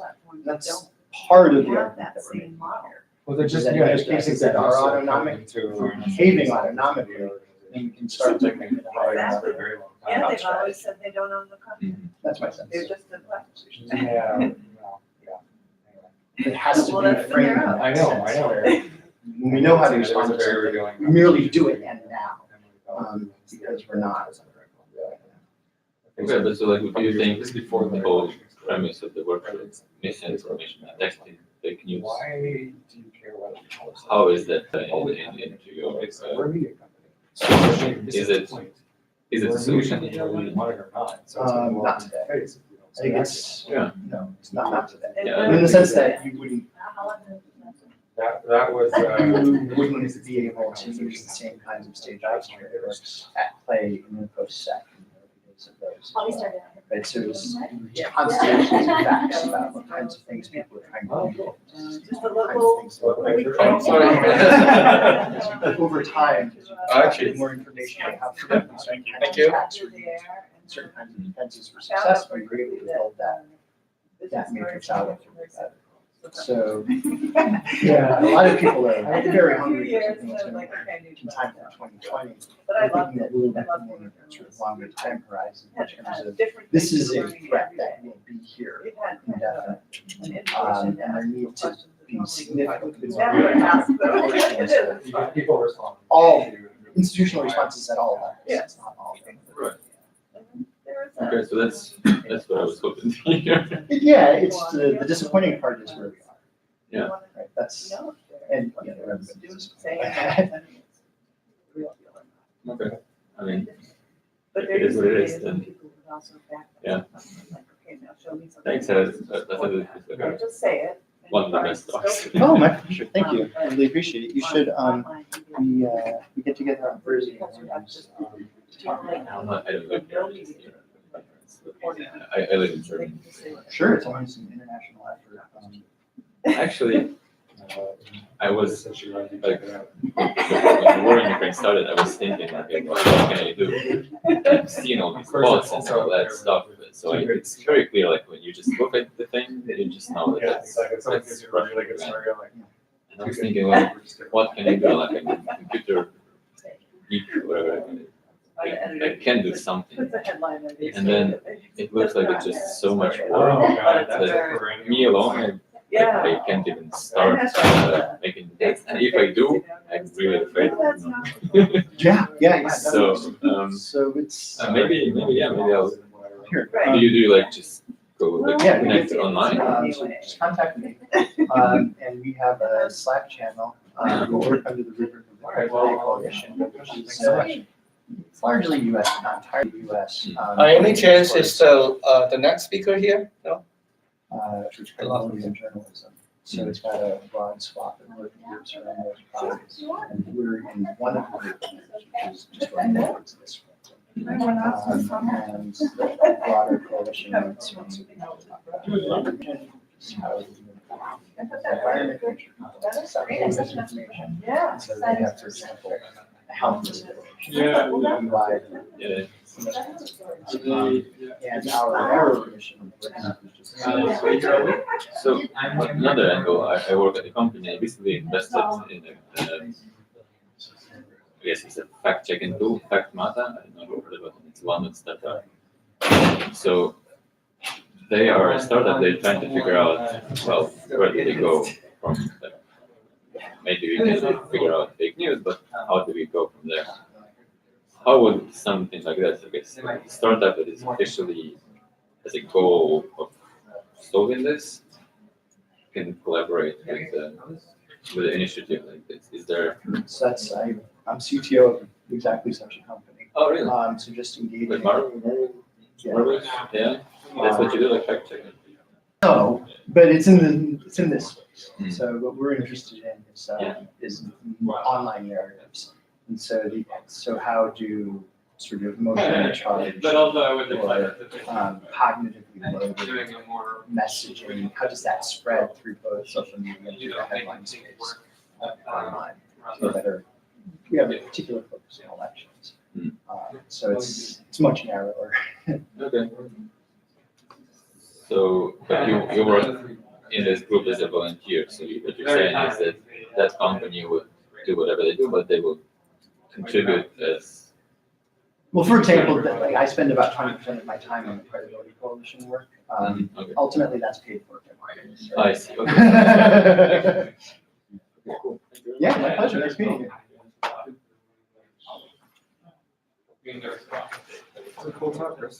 Yeah, yours too. We're, years and years and years of work. We're making progress. That was about a year.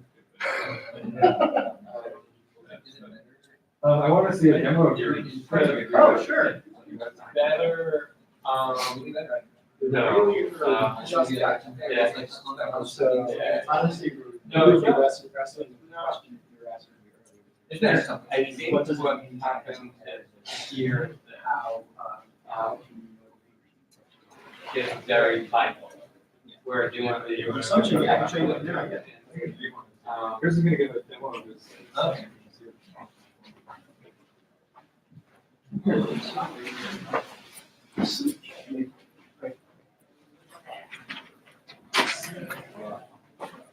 So.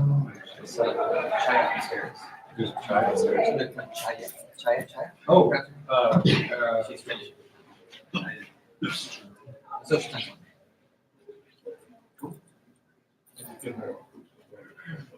Sadly, also as a way on exercise with SJ, so our narrative annotation is not. The SJ, is that same client?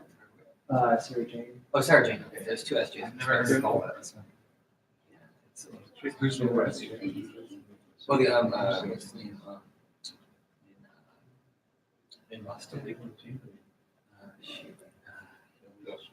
Samuel. He's heard of Samuel Klein, yeah. Yeah, Samuel Klein. I don't know why, it's SJ Klein. Oh, I see. So this is our list of corporate right now. It's really quite sort of.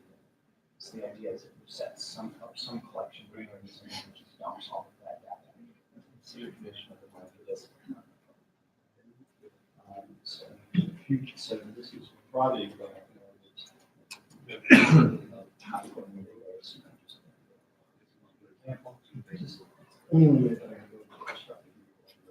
query that will return. So that's what each of these is, like, setting results. Right, and so we have what we call a short content focus. So it's cards, so the headline of a snippet from a search result, or tweets or whatever. Just the kind of things that you're likely to see in a small content package. But diverse range of those kinds of sources. So our largest, most active focus right now is tweets. And I'll show that in a minute. That one started hardly. So what's the motivation of all this? What's the goal?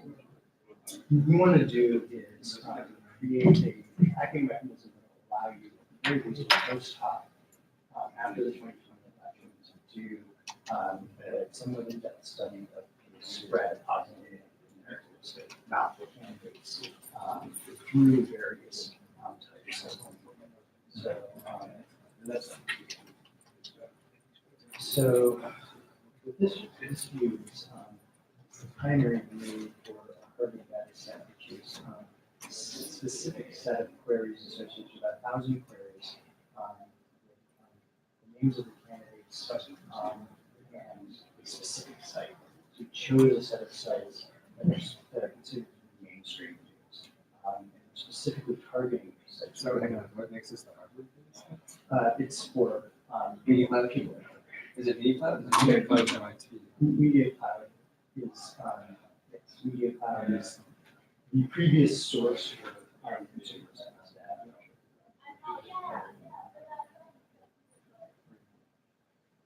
In any event, this data set is specifically targeting the mainstream. So the idea is that these sources Are you the, is that, okay. So would you like to journals try your size? Is it HTML? So this, so the two dimensions. Looks like it's USB-C. Okay, we have USB-C here. This is the. This one, right? Yes. Okay. I want to say several thousand sites. I was just charging my laptop. So then the size then is it's an area based representation of the volume of hits. It's actually hits. So it's basically so it sort of that dimensions. Okay. And so this is the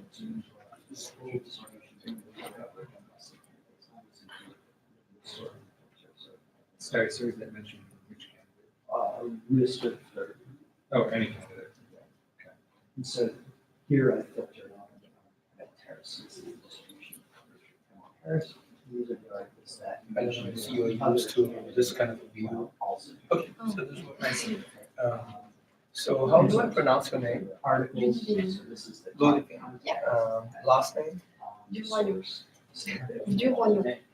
That's harder. To hire. So you are This from India. approach is like I said, there are Oh, so India is correct, or should I say university? candidate and source. So how should I say your affiliation? University of Google Expo.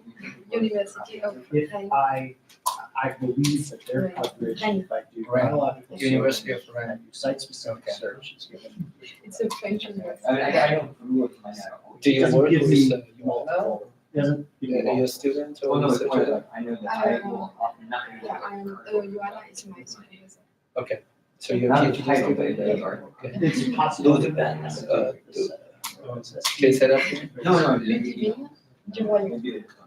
Do the bands? Yeah, I just wanted to make sure. Hey, I have a University university of Rennes. You I'm like, can't wait, rule out that we're when did I get? Okay, financial- thank you. or I my, know it's like, difficult. quote, Which are bands? I mean, people You can't rule out. in this country, they cannot pronounce my Where do you name. want to do this? How do you want to use this operation? Some, even though my That's- last name that's is kind one of the of things most that we're common sort of Chinese right last name. Some people Here's may the sort of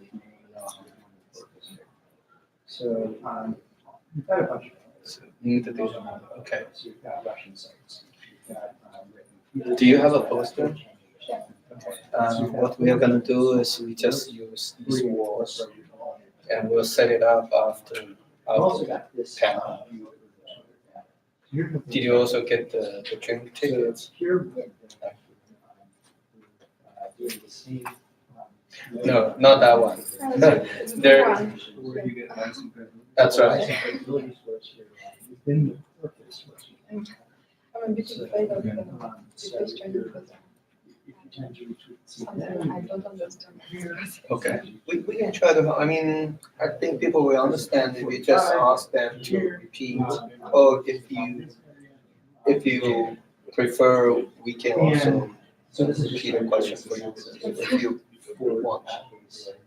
So she was saying she's a little worried about. Me too, I know. Understanding questions. No, you're gonna be fine. Do you work in your work? But you're not French. Are you French? Oh, okay. Can you pronounce her name? Je parle français. I live in France. Last name, that's hard. No, I cannot make that sound yet. My son can. I can. I live in Antigua. So I'm supposed to be speaking French, but I'm still in school and taking classes. My wife forced me. Forced you? Yeah, because. Is your wife French or? No, she's Italian, but we work in English at the university. I teach in English. Okay. I speak Italian at home. You know, when I go out, people are kind enough to speak English or Italian. So, you know, I will never learn. So my wife, she was embarrassed and she put me in a class. Okay. So, you know, I'm going to a language class, you know, with the exercises. You know, How are you doing in the class so far? I'm okay because I'm Italian. So because they're close. Yeah. But remember when you were studying English, you know, the exercises with the verbs, and the different tense. So you're doing that. I'm doing this again until 12. Good luck. It's not easy to learn a language when you're 40. Yeah. It's a bit late. If you're a few years, I mean, if you're infant or toddler, the effort probably is 10% of that. But also the motivation is different. Because my older kid is 7, he's 9, but when we arrived he was 7. You know, the other kids, they have no mercy. Oh, they speak the language. Okay. For us, you know, the other adults, they are nice enough to help you, but the other kids. So that's for survival. Exactly. Do you speak Chinese at home? We try to, but the sad thing is it's difficult to let our kids speak Chinese at home because we don't do a good job in enforcing that. Your partner is Chinese? Yeah, my wife is also Chinese, but we didn't really enforce because of that. The social language is going to win. Send them to China for a month. Well, we were worried about them being spoiled by grandparents. Really? I mean, yeah, and Chinese grandparents tend to spoil them. We fight all the time. But also, you know, at least my kids that very happy to be the grandparents. You know, someone who is not, you know, strict parents are a bit more relaxed. My parents and my wife's parents, no, they will not do a good job. They will get totally spoiled. For that reason, I never thought about leaving them there with grandparents for any extended time frame. How old are your kids? 9 and 4. So the 9-year-old is done. I mean, it's good. They cannot spoil him now. I mean, 4-year-old I agree, but you know, 9, the core is formed. There are some other people that do a better job here. For instance, I know friends. They refuse to talk to their kids if they don't speak Chinese. And we are not good at enforcing. But they understand, right? You mean the kids? Yeah, they speak Chinese. Oh yeah, they understand. I mean, daily conversation. If it's anything deeper, they don't understand. If daily life, they know what you're talking about. No, where's the? They don't view themselves as Chinese at all. For a while, my son was saying, I'm American, I'm not Chinese. And I told him, regardless, you are biological Chinese, you will never change. He was born I mean, biological, because we are Chinese. No, Yeah, and also culturally, because at home, I guess that you like cooking.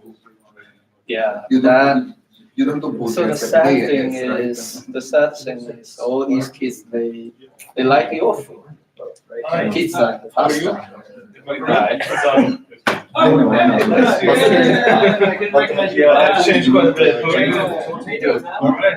But still they like pizza and pasta. For some. Because Chinese food is I'm a big fan. Okay. Because they were growing up with your food, so But they should have a still, taste, you know? still they like pizza and pasta. Well, it's because they are also constantly exposed to it at school. At school lunch. I know, because I remember my son telling me the canteen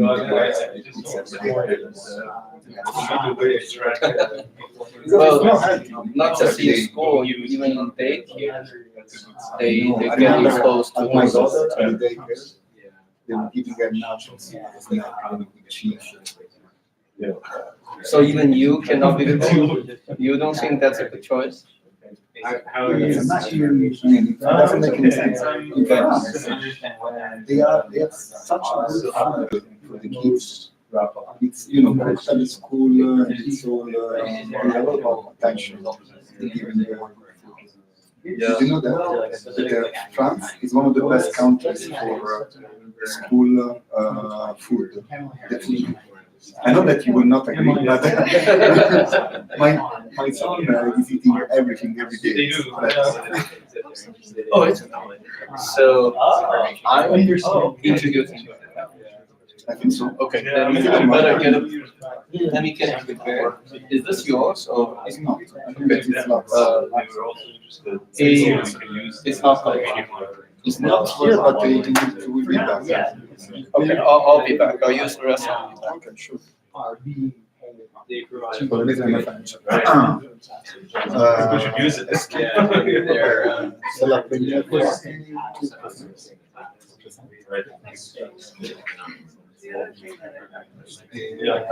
Est-ce que tu travaillais avec François in England?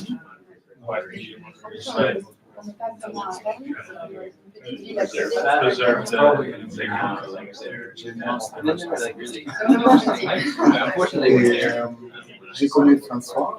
Yeah, although there are plenty of social He was the best. Il était à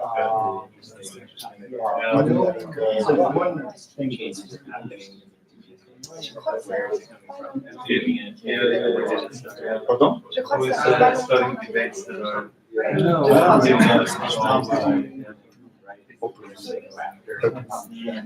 There's this problem with plus and blue. And I'm never sure if it's blue or plus. It depends. I'm learning. To me, it was. Right. I don't see. I mean, at least there is more structure. Yeah, I mean, I would say that there's some sort of cluster. But I think lastly, if you're doing work like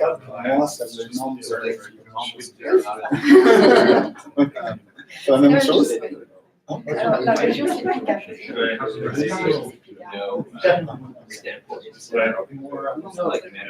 Est-ce que tu connais?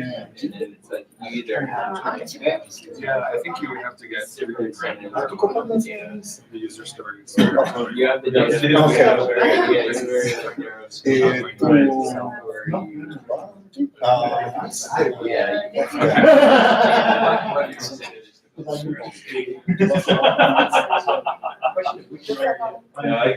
Give me a conversation. That's what I'm looking for. We can interview. I don't know yet. I'm still trying to figure that one out. Not completely.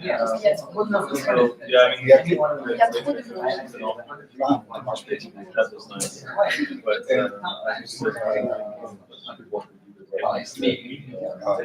I found out. now we are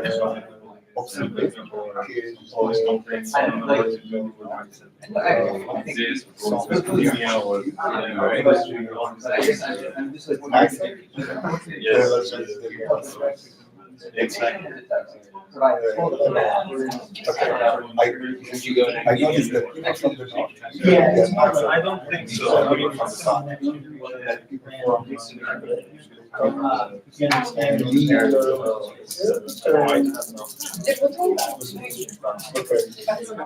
No. Yes. So if we do the panel, I guess they will sit here. Yeah. Will the video still be good? I'm gonna move it. Yes, I can move Okay, it. so do you want to do a test if you sit here? Yes. How does it look? Can you see it? I think that we may change it a bit. We may do it from. No, because you're gonna use the projector, right? Yeah. Can you actually put it over there? Maybe I can put it here. Okay, so if I sit here. Okay, I guess they can see everybody. I think. The light is gonna be a problem. Yeah. Yeah. The main problem is that they're gonna get the light in their face. Maybe we should do it on. Two sit here, two sit over there. What if we do it on the All side? okay, yeah. Yeah. So I will move this guy over there. I should have enough battery. It's not very organized yet. It's more based on the fact that I have a couple of contacts that are interested. Well, you need to move it this way. How many people do we have? 5? We have 5. Yeah. We can do this. No, but I mean, it's I 4, have and then to you- parallelize a lot of things together. So let me do it now. To answer it all. Yeah, follow up with everything. Yeah, viewers.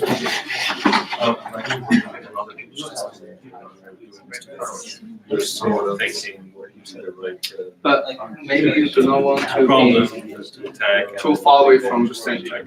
No, but what about Yeah, the projector? one way or the other, it should probably be similar to our research. Or we do, as you said, we do 2 and 2, but they're 5, so 3 That's and for 2. sure. Okay. So we keep 3 here, Let's do 3 that. there. But It's difficult to see all of them.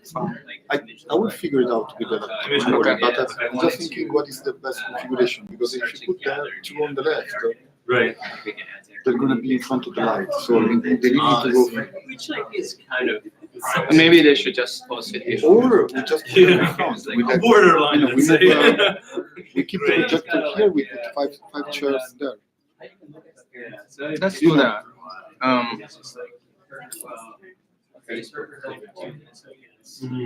Yeah. Maybe we should tell the people in the first 2 rows to move I back. think most often that's the problem. Sounds good? Yeah, let's do that. For what? Because I this mean, way, that's also fun. there is no conflict. But maybe let's don't do it now because that will Yeah, well, I mean, affect it's not like. this presentation. readily It will look a available. little weird. We have time to do that. I think. We'll try, at least for a while. Maybe you can move these chairs. We can move them back. Yeah, they are still probably be It's gonna around. be around.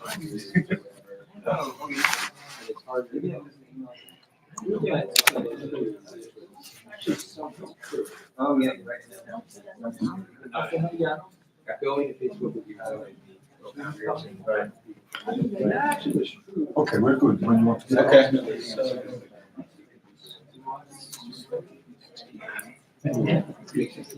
No. Yeah, no, it's super interesting. Okay. And the technology is going on. Somehow. I think the next step is market research. Yeah, that's why. There you go. Yeah.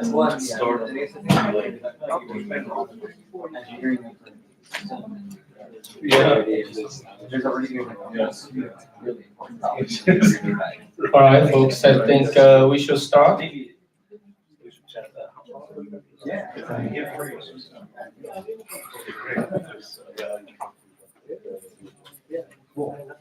what's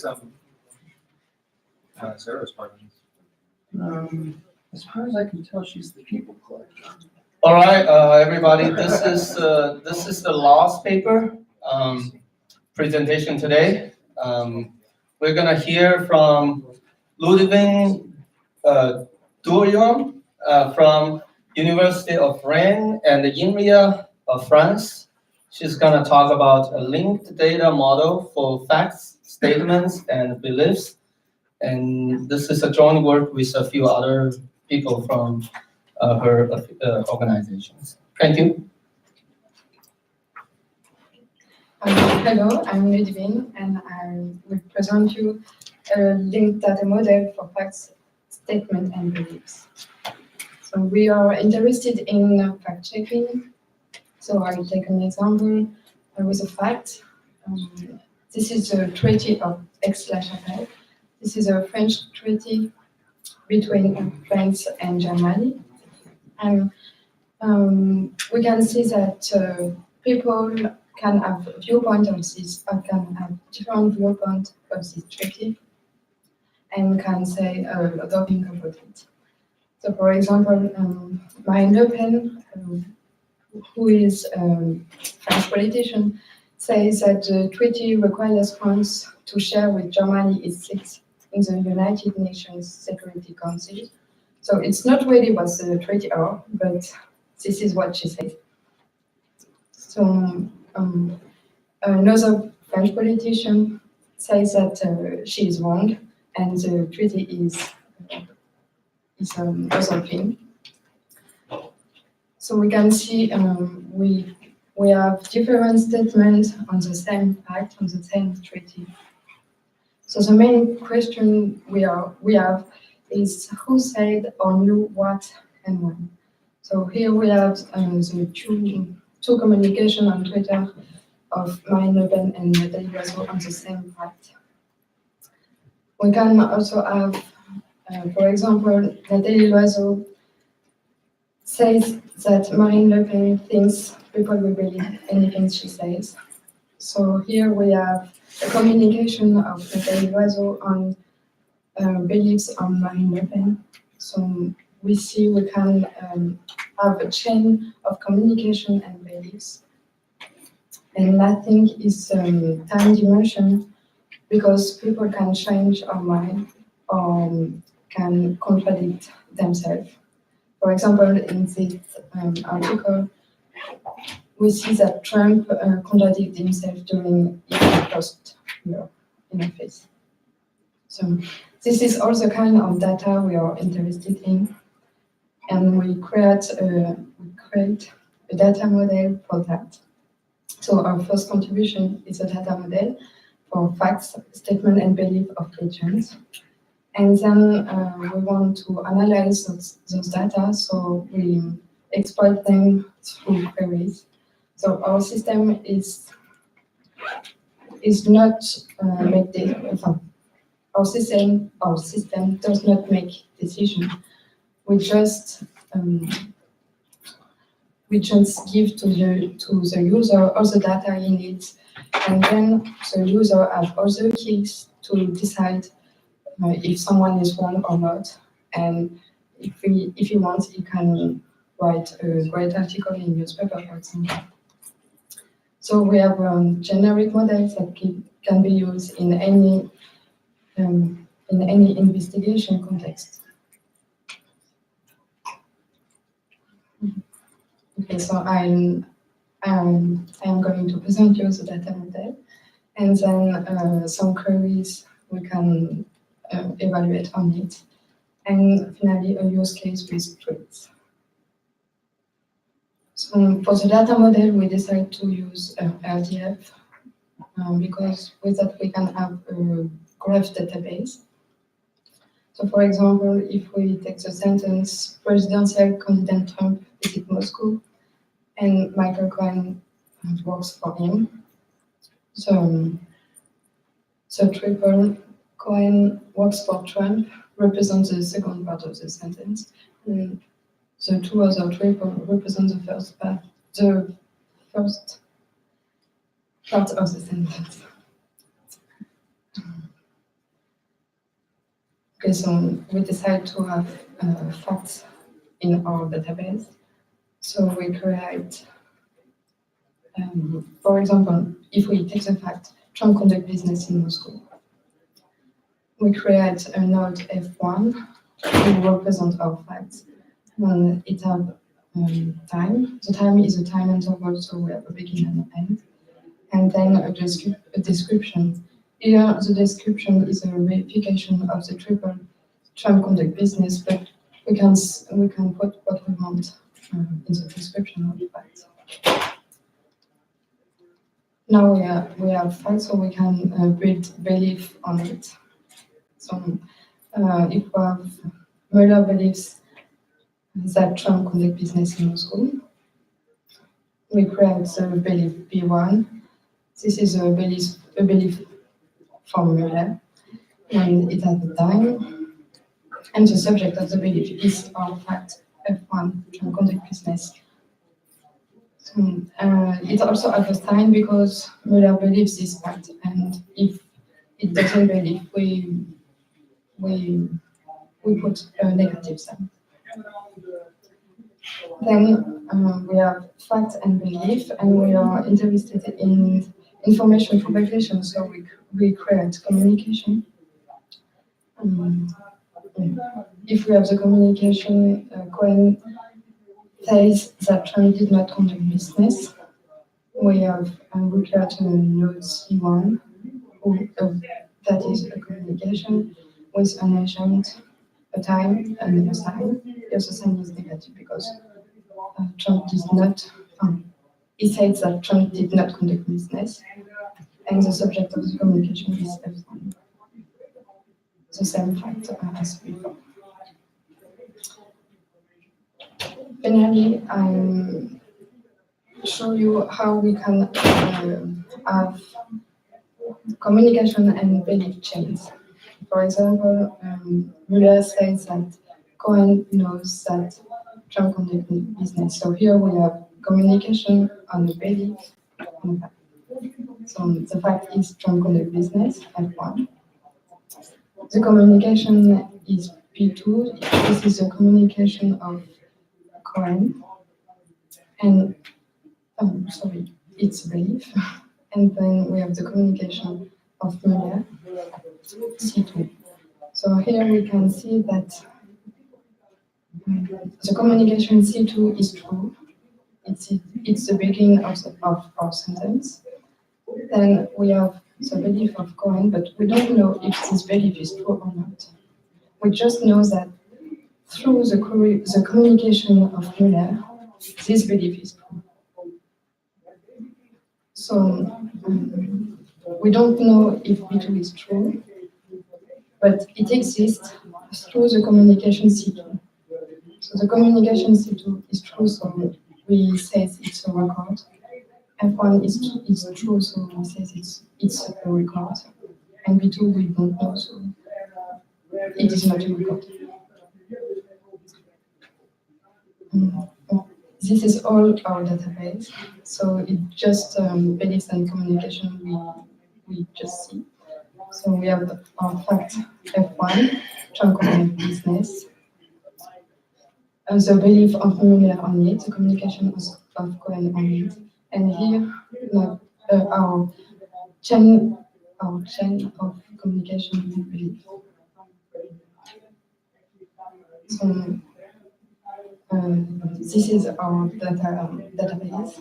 So now we want to analyze this data. So we are going to have queries. So we choose to take the Sparkle. This is the query language of LDF. And then we add feature of this language. I begin with Sparkle query. So if we want to know who works for someone who visits Moscow, we have this query, select X, where X works for / visits Moscow. So this thing works for visit. It's a property class. This is a new feature of Sparkle 1.1. When we want to have the answer, we have to look a triple with works for, and then a triple with visits Moscow. And finally, we can say the answer is Cohen. So Cohen works for someone who visits Moscow.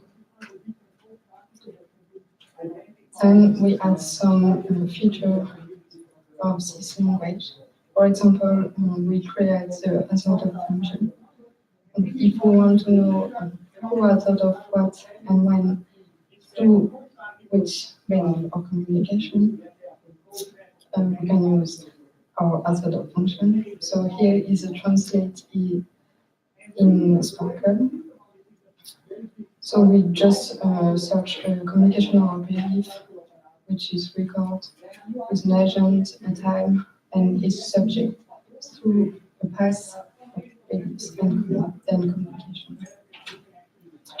If the user wants to use the assorted function, for example, if the user wants to know who has heard of Trump business after 2017 February,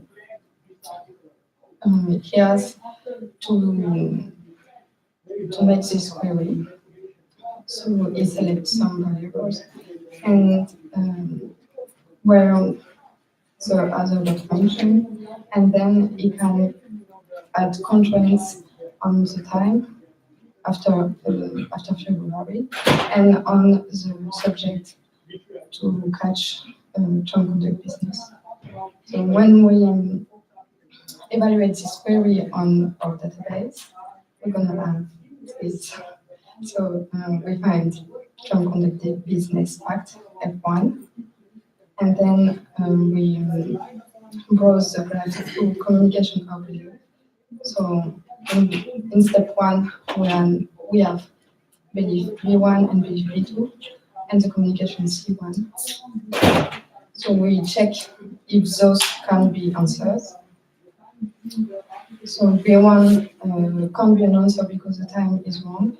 It is before February. C2 is a good candidate, and B2 can't be an answer because it is not record. Then we browse again the graph in level 2, and we have the communication C2, which is a good candidate. So we can conclude that Cohen and Müller as order Trump conduct business in Moscow through communication C1 and communication C2. So this is all. This is how we analyze this data and query it. So I can show you a use case that we make from tweets.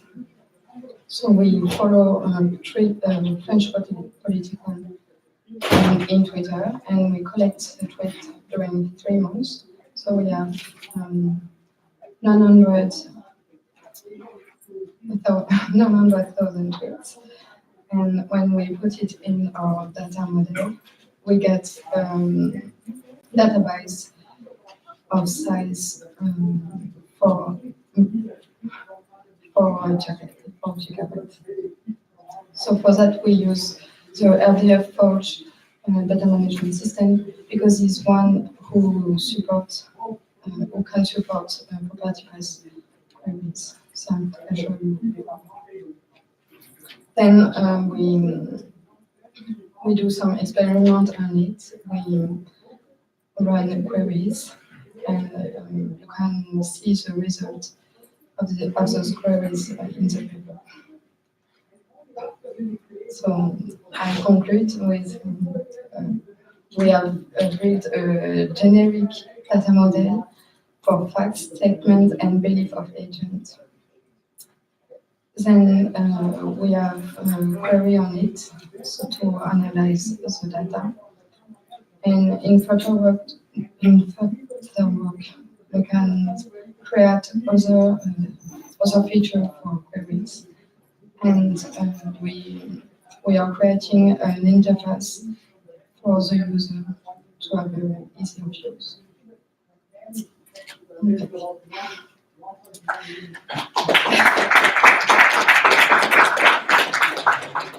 Questions?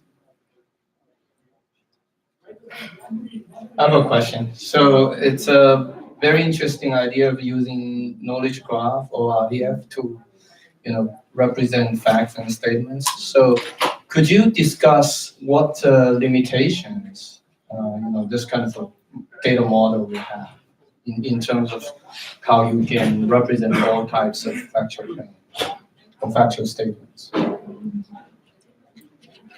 I think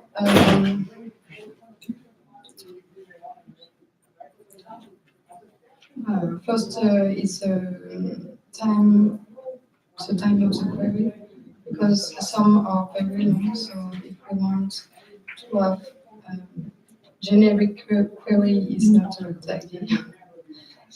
And then we just have beliefs and communicate. So maybe we have to create other type to.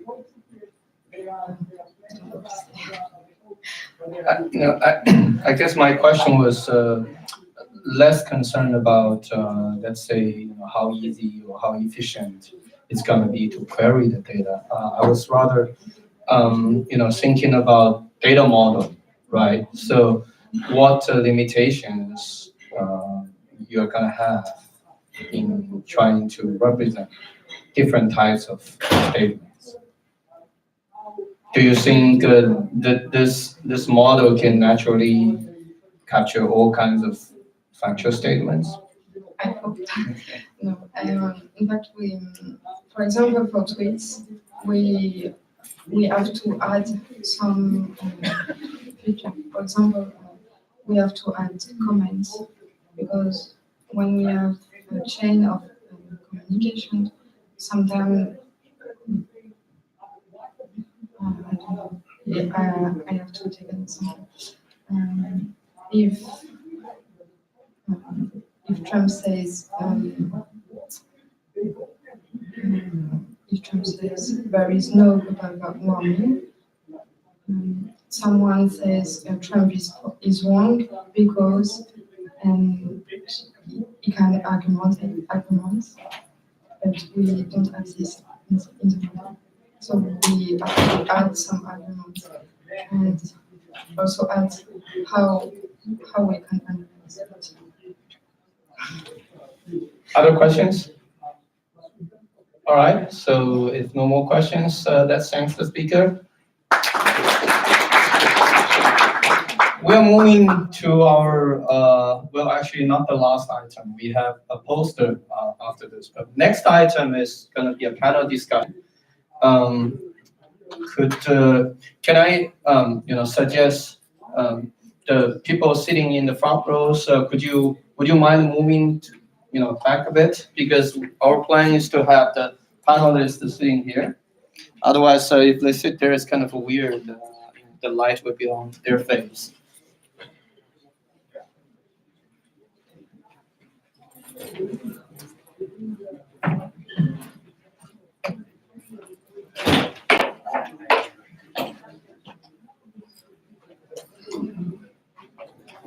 Chika, you want to start over here? Oh, no, you will sit over there.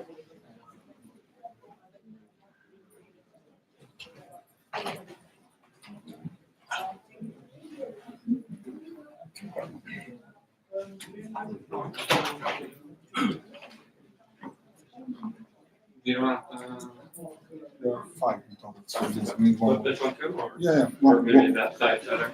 This side.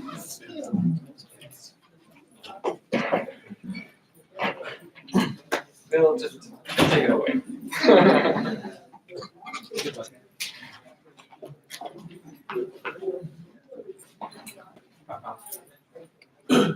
We're nothing in.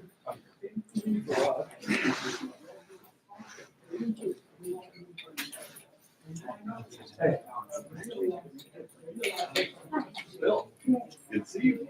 Alex, good to see you. Hi. Good to see you.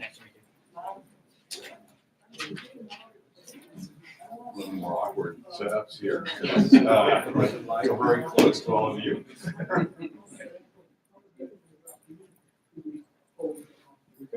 Yes, the setup is a little awkward because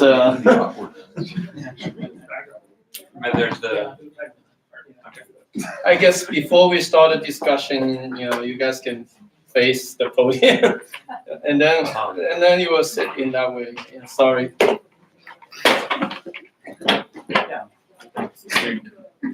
Yeah. Oh, Alrighty, on either side. Right? Okay, that's what. Much better. Well, all right, everybody. So it's great honor to have these excellent speakers to be in our panel. So the way it's gonna work. By the way, the topic of panel is roadmap for building a credible web. So these are the topics. So I sent these topics to our speakers a few days ago, and I told them that these are the things they can think about, and I asked them, each of them, to send me some slides for a 5-minute presentation, which you're going to hear about. And so basically, their presentation will touch upon some of these points, and our discussion will also be related to some of these topics. So let me just quickly go through these topics. What is misinformation, disinformation, and fake news? And what is a valid fact-checking workflow? How can we certify fact-checking results? What are the important challenges in debunking misinformation? How can algorithms and AI assist in debunking misinformation?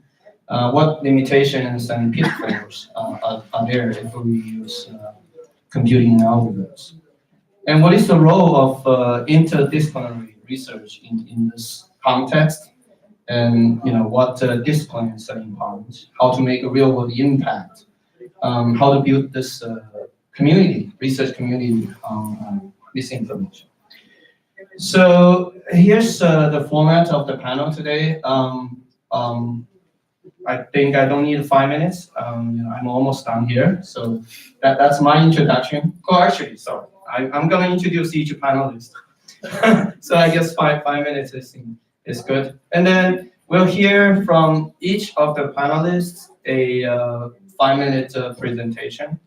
And then after that, we'll have 20-minute question and answering based on the questions that I prepared. And then 10 minutes question answering from the audience. We don't have to, strictly follow to the 2010 division. I could make it shorter, and I'm pretty sure you have a lot of great questions. So our first panelist is Bill Adair. He's also one of my collaborators. So we have been working on fact-checking related projects for a while. So he is the ninth professor of journalism at Duke University.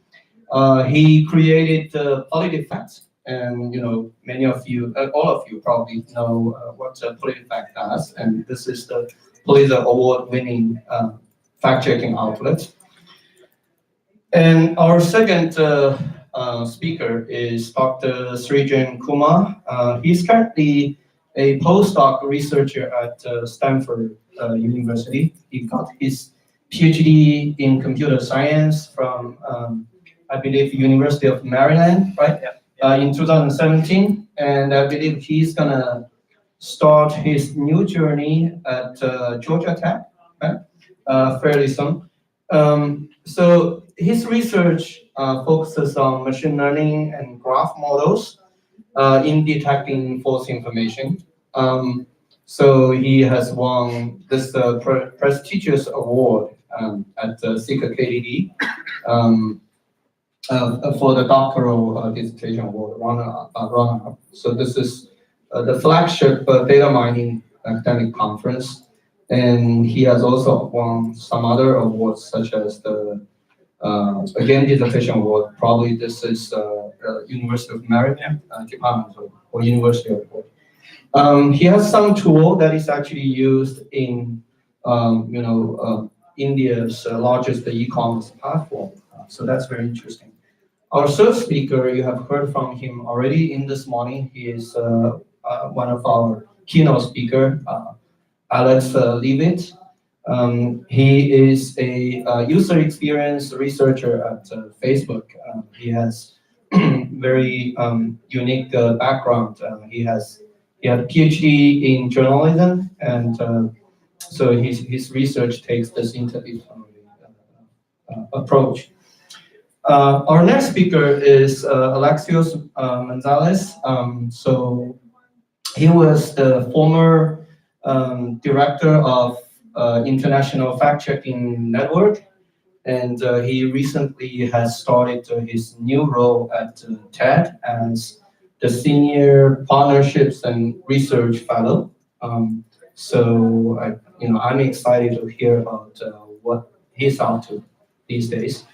Our last speaker is also one of our keynote speakers, Miriam Metzger, professor in the Department of Communication at UCSB.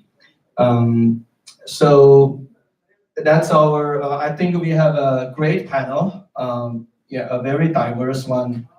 We have people from academia and industry and people from both computer science and social sciences. We also have people from nonprofit organizations, so that's great. So how it's gonna work is our speakers are gonna take turn to come over here to give their 5 minutes presentation, statements, whatever they want to tell us, and then we'll have the questions. So first will be Bill. Cool. All right, thank you. So I'm going to address Chen Kai's question about AI. And I'm going to kind of skip ahead here in my PowerPoint to a new research project we have at Duke to automate fact checking. So we have our umbrella project is called the Tech and Check Cooperative. The cooperative part being that we have brought together a lot of people in both the tech community and the journalism community to try to work together and share knowledge. And that's how I've been working with Chen Kai and with computer scientists at Duke. But we've had a great breakthrough that I want to talk about, and it has to do with a dream that a lot of people have had, that someday you could put fact checks on a TV screen on top of video that would be automatically generated. And from the time that I started PolitiFact, people used to say, oh, it would be so cool to have fact checking on a TV screen, and the whatever would detect what the person said or what the commercial is, and the fact check would just pop up. And so this was 2007 when I started PolitiFact, and by 2010 I had on my laptop a PowerPoint that I carried that had this dream, but I really didn't have any clear vision of how to do it because I'm not a computer scientist. And as I talked to various people, I had a very narrow view of how to do it, and the view was the view of an old guy who was thinking of it as a television product with a coaxial cable bringing the signal in, and we're trying to figure out how would we detect the commercial in a cable TV signal, and it was all wrong. So, so it wasn't until I started partnering with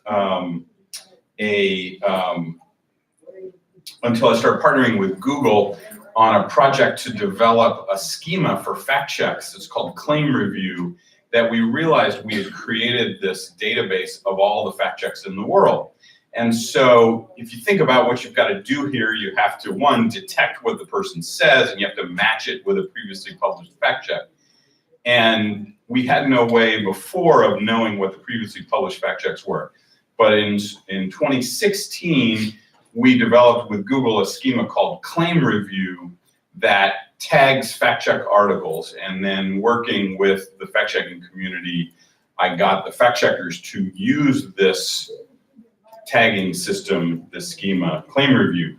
So that inadvertently, because this was not a master plan that I had, created the database of fact checks.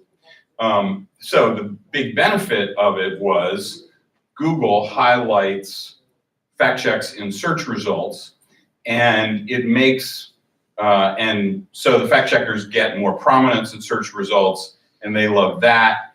And Google is able to highlight fact checks, and Google likes that.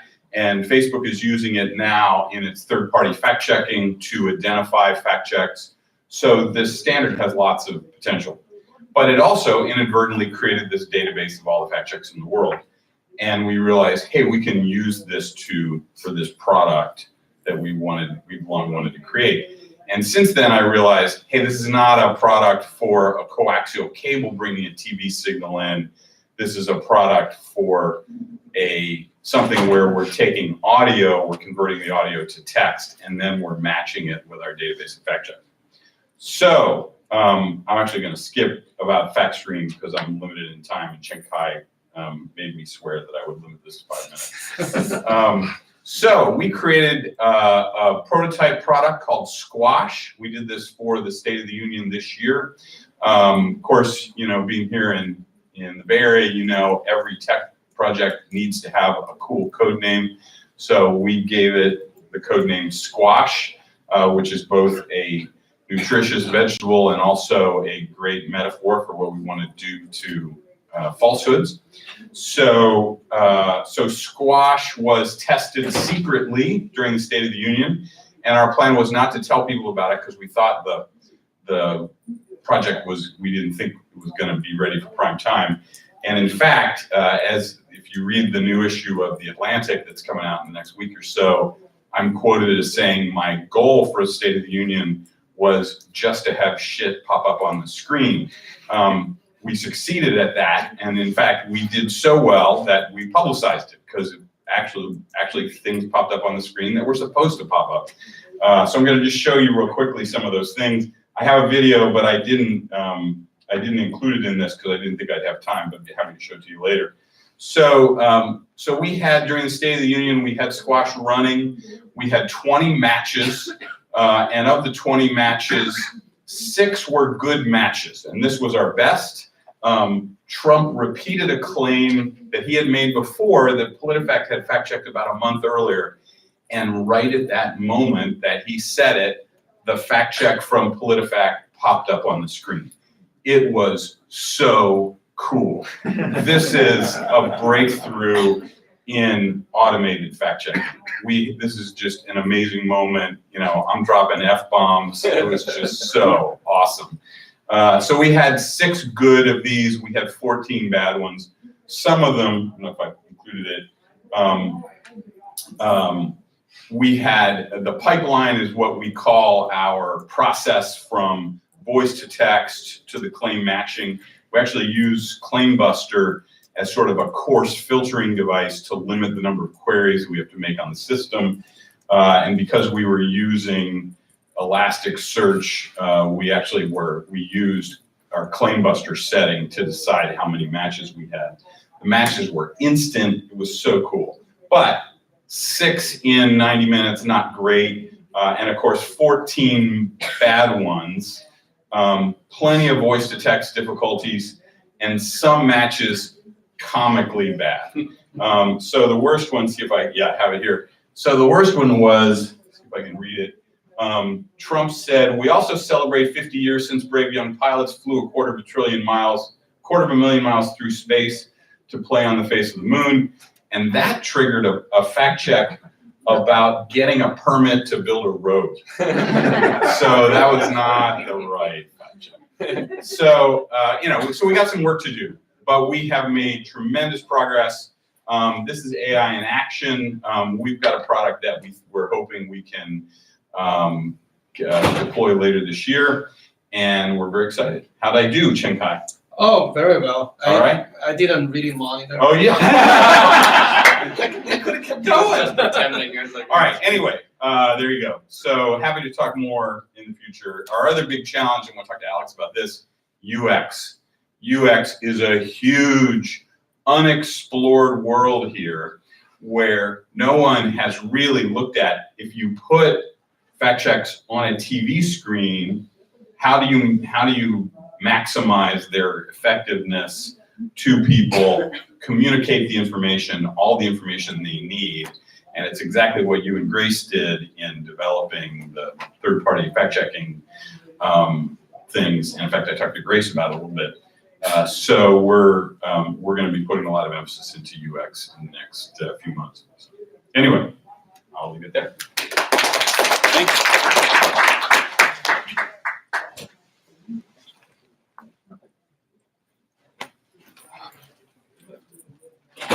Great. So I'll be giving a different view of what we have been listening to throughout the day. So we have been talking a lot about about fake news, and I'd like to touch upon a few different aspects that are also super important and very, very closely related to false information and fake news.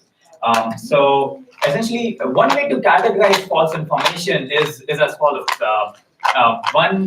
You can say that you have fact-based false information, which essentially comprises of two of these examples are fake news and hoaxes, and the other side is opinion-based false information, which incorporates fake reviews.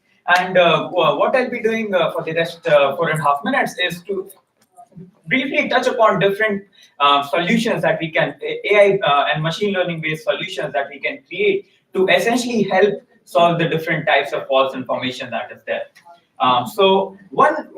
When we talk about fact-based false information or fact-based falsehoods, one thing we need to know is whether we should even care about, why we should even care about these false information. So if something is false, but if it is very easily identifiable by a reader like you and me, then we don't really need to worry about them because it won't really fool anyone.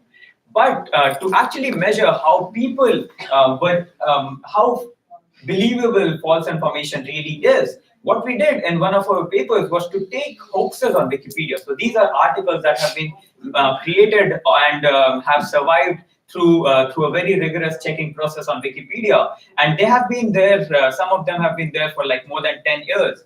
And what we did was we did a mechanical Turk experiment. So we showed people two articles. One was a true article, and one was these hoax articles. And we told them, hey, one of these articles is actually false. Can you identify which one it is? So we took essentially 64 hoaxes and 64 non-hoaxes, and we created 320 pairs and showed each of these pairs to 10 people, to 10 mechanical Turks. And if someone was randomly guessing, you would get a 50% accuracy because it's a binary classification task. Humans got 66%, so it's slightly better than random. But what it essentially shows is that humans are not excellent at identifying when they're in the reading mode, not in the fact-checking mode. They're not great at identifying false information. But where AI and machine learning can actually help is by going beyond what is actually being seen or what the actual content is. And that is what we did. We created a machine learning based model which looks at the interconnections of the graph of how content is interconnected, and that got an 86% accuracy. So a 20% boost in performance. But we were also interested in understanding when people like you and me as readers, when we make mistakes. And what we did was we looked at hoax articles that people that fooled people very easily, and we looked at hoax articles that people were great at identifying. And what we found was that people make mistakes when hoax articles look credible. So people give a lot of emphasis on how long the article is and how well structured it is and how many references it has and so on. So essentially, every superficial characteristic that you can think of, people give a lot of emphasis to that, and that's what makes it that's what fools people. And what we actually did was to use this machine learning model that we created, and we deployed it on Wikipedia, and we have been able to find hoax articles that have survived for more than the longest we have found has survived more than 6.5 years, and they were then verified manually verified by the fact checkers, Wikipedia admins, and were eventually deleted. I would very briefly like to touch upon another work, but I'll not go too much into detail into this one. And this is about the second part of false information, which is opinion-based falsehood. And this this slide is about 2 reviews that have been given to one article, one product on Amazon. It's about a cleaning agent, and I'll give you like 10 seconds or so, not a lot of time, to read both of them and tell me which one do you think is actually fake. So just take some time, read it. So how many of you, just raise your hand, how many of you would think that the first one is a fake article, a fake review? Okay, one person. And the second one? Okay, a few more hands. So it turns out that anyone who raised their hand is correct. Both of them are fake. And essentially, this shows that we can't just rely on the content and what is actually written. And we essentially created I look at how things are interconnected and I create graph-based algorithms. So that's what we did. And we looked at, so the advantage of looking at these graphs is that it incorporates complex non-local or global properties and incorporates context into using that. So we did that, and we created a method that is highly accurate in identifying fake reviews. And we deployed it in production at Flipkart, which is India's largest e-commerce platform. And very briefly, one mechanism that I want to introduce on how people actually use, how people essentially amplify their message of false information, be it opinion-based or be it fact-based, is by using multiple accounts. And we listened about bots today as well. So one way to do that in a more sophisticated way is by having humans behind these accounts. So creating multiple accounts that are actually being used by the same entity, which is what we call sock puppets. And what we did was to understand how people use multiple accounts, both maliciously and in a benign way. And we created a data set of more than 2 million users who had written more than 62 million posts.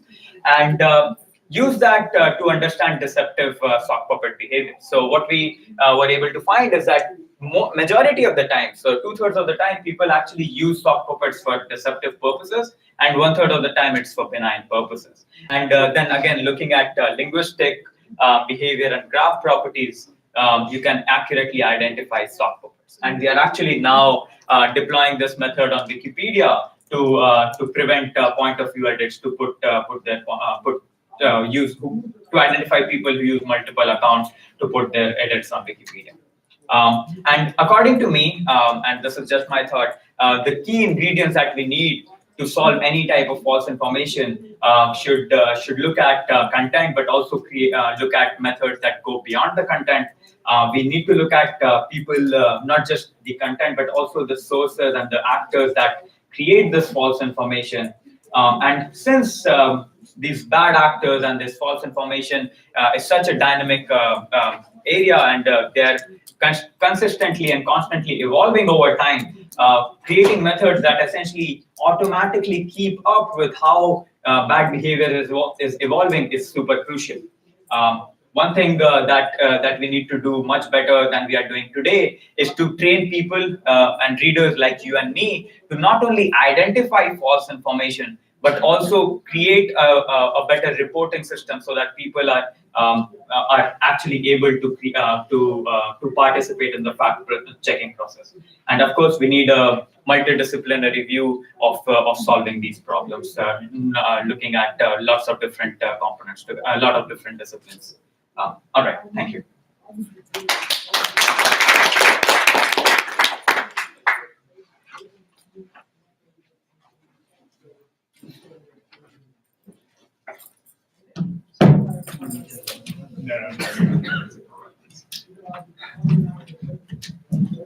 That's fine. So I'll just be super brief since everyone was able to listen to me earlier today. I think the one thing that I do want to touch on the most is something that I discussed a little bit in the keynote earlier, which is the role of local context. As we think more about the ways in which we can plan out both a research and a product-oriented roadmap for building out better solutions to misinformation and other issues of information quality, I think one of the biggest issues that we're going to run into, and this is true of both really core social science, but also generally thinking more about advanced machine learning and other computational social science, the role essentially that weak institutions, authoritarian contexts, and developing democracies have on the ways in which we can both understand the local dynamics of information ecosystems and markets, then also the ways in which people can essentially have agency within those local markets themselves as both users and citizens. So when I reflect on my own work, doing field work in Myanmar, Sri Lanka, Cameroon, and other places, especially in the global south, one of the biggest issues that comes up for me is, are there ways in which we can build upon a lot of the research that we've done so far, especially in the United States and Western Europe, and really extend those insights and reproduce those insights in places where we've rarely done work. One of the biggest issues, I think, moving forward, especially thinking about AI, is, are there particular resources that we can devote to developing new corpuses or new models that draw from areas where we have limited knowledge? For example, especially in Sri Lanka, one of the biggest issues is this dynamic between majority and minority languages and populations. One of the biggest issues in Myanmar, for example, is that the larger web just doesn't exist for people using Burmese language. Most of their internet is essentially regulated to social media. And just largely the question of, can we develop models that actually do have extensibility beyond just the initial data sets and initial training that we've done to create the solutions that work in the United States and in English and potentially Western Europe in majority languages like French or German or other things like that. So I figured I'd just reintroduce the questions that I talked about earlier, which really do hit, I think, on some of the biggest research issues when I think about my role as a person who needs to draw from research and think about potentially working with designers and engineers to engineer solutions. And so I'll just make a pitch that if you're interested in doing new research on this information, like these are the areas that I really care about in the past year. And I think that they're going to be really pivotal areas for people to think about, especially as you move beyond thinking about Western contexts. Because essentially at the end of the day, the solution hopefully will have global impact, and we'll be able to try and think about the ways in which local context really complicates the solutions that we build, but that as we build them out more, we can create these extensible solutions that do actually address those issues around the world. Thanks.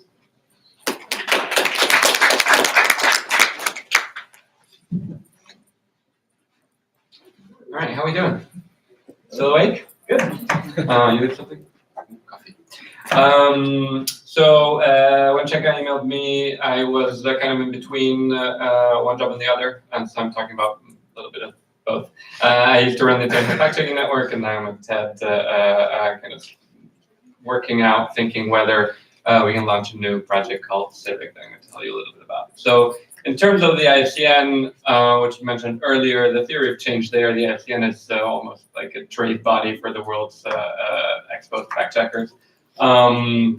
It was that, you bring fact checkers to learn from each other because they're small organizations, so they're not really going to have always the money or time to experiment. But if you know that something worked in Argentina, maybe you can try it in Italy, and that's been a pretty successful way to increase the impact of fact checkers. This was mentioned maybe a moment earlier. How do you verify good, high-quality fact-checking? So the IFCN has a code of principles and assesses annually fact-checkers by quite a long list. And this code is used by platforms as well as a signal of higher quality fact-checking. And the final, one of other major buckets of work that the IFCN was doing was advocate for more fact-checking, and that's how we ended with a partnership with Facebook that Alex mentioned as well in his keynote earlier. But I left in February to spend a year as a TED Fellow with Claire Wardle, whom some of you will know as a master kind of framer of the whole semantics of fake news information, although she'll shout at me if I say the word fake news. And we were both frustrated at the state of the battle against misinformation for several reasons. Reason one, that's a very tiny screenshot, so I apologize. Reason one, that platforms are acting, are implementing actions against misinformation reactively. Bad press story, platform moves. There's a reason why Facebook moved on fact-checking after the US presidential election and not after the Filipino presidential election, because Menlo Park C-suite executives don't read Filipino newspapers. And this is not because they on Alex and some really great people at Facebook who were thinking about misinformation for much longer, but this is the reality of platforms, that they move in large part reactively. We saw it again last week with Instagram acting on anti-vax hashtags. They act reactively and they act Americanocentrically. So Pinterest got quite a lot of kudos because they removed results for the search strings that resulted in anti-vaxxer content, but they only did so for English because, the rest of the world doesn't. In this context, we also have tools and techno-utopians who promise that this one tool will fix everything. And I understand the frustration with the platform sometimes because they must be getting a million pitches like this. And a lot of these tools are getting money, are getting funded because there's money in this space. Bill and I have been fact-checking for many years. There wasn't very much money at the start. Now there is, and a lot of this is going down the drain without getting evaluated properly. So that's another frustration. And a third frustration is that research, by very nature, comes late, right? Even my very good friend Brendan Nyhan, who is a workhorse and delivers studies very fast, even his really great study on the 2016 election came out in early 2018. And so that's too late, unfortunately, for interventions and for platforms and for policymakers to act at the time when you need to act.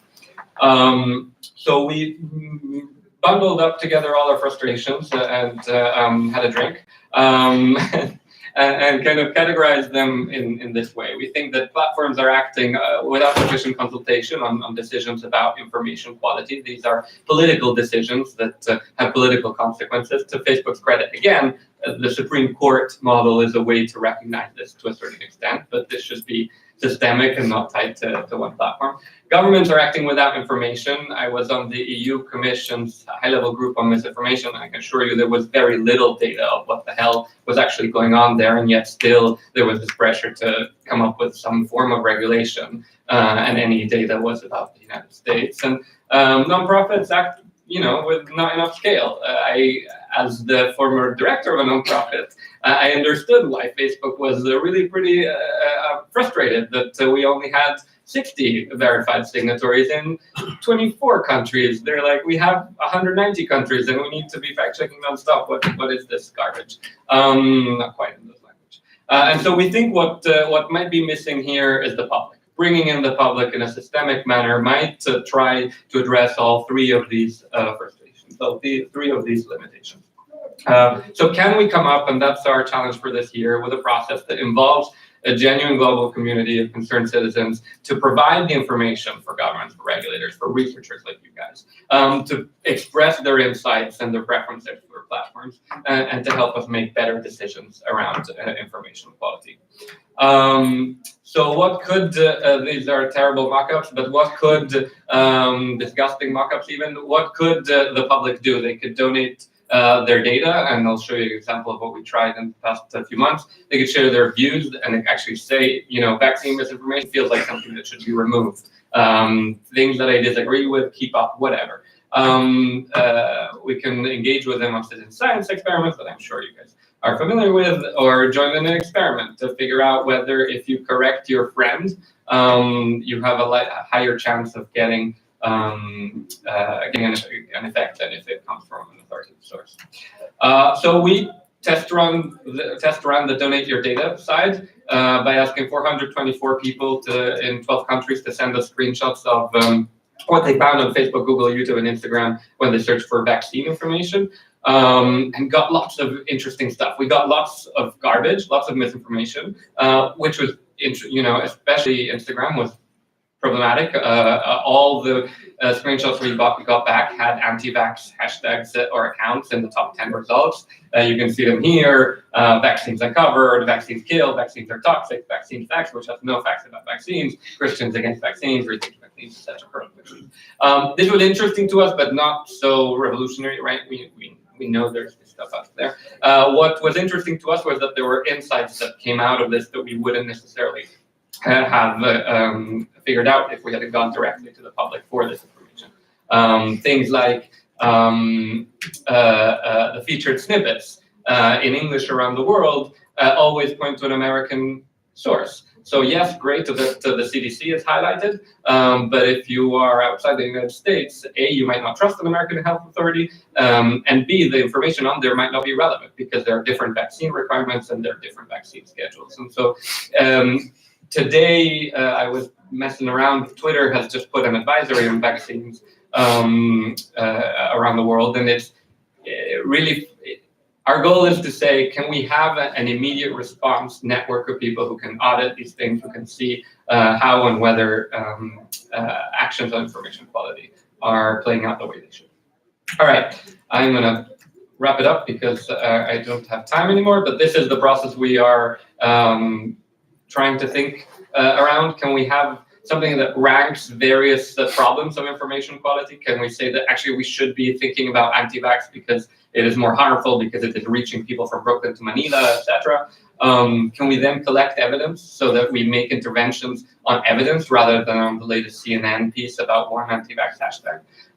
Can we bring together the smartest subject matter experts, the WHO, the UNICEF, the NGOs that are working on this, with the platforms, with the researchers, etc., and over the course of 4 to 6 weeks come up with frameworks that are a bit more evidence-based than what we're doing right now? And then can we evaluate the hell out of this stuff while making all of this information 100% public and available to everyone? I ran through this, and I'm available after for any questions. Thank you.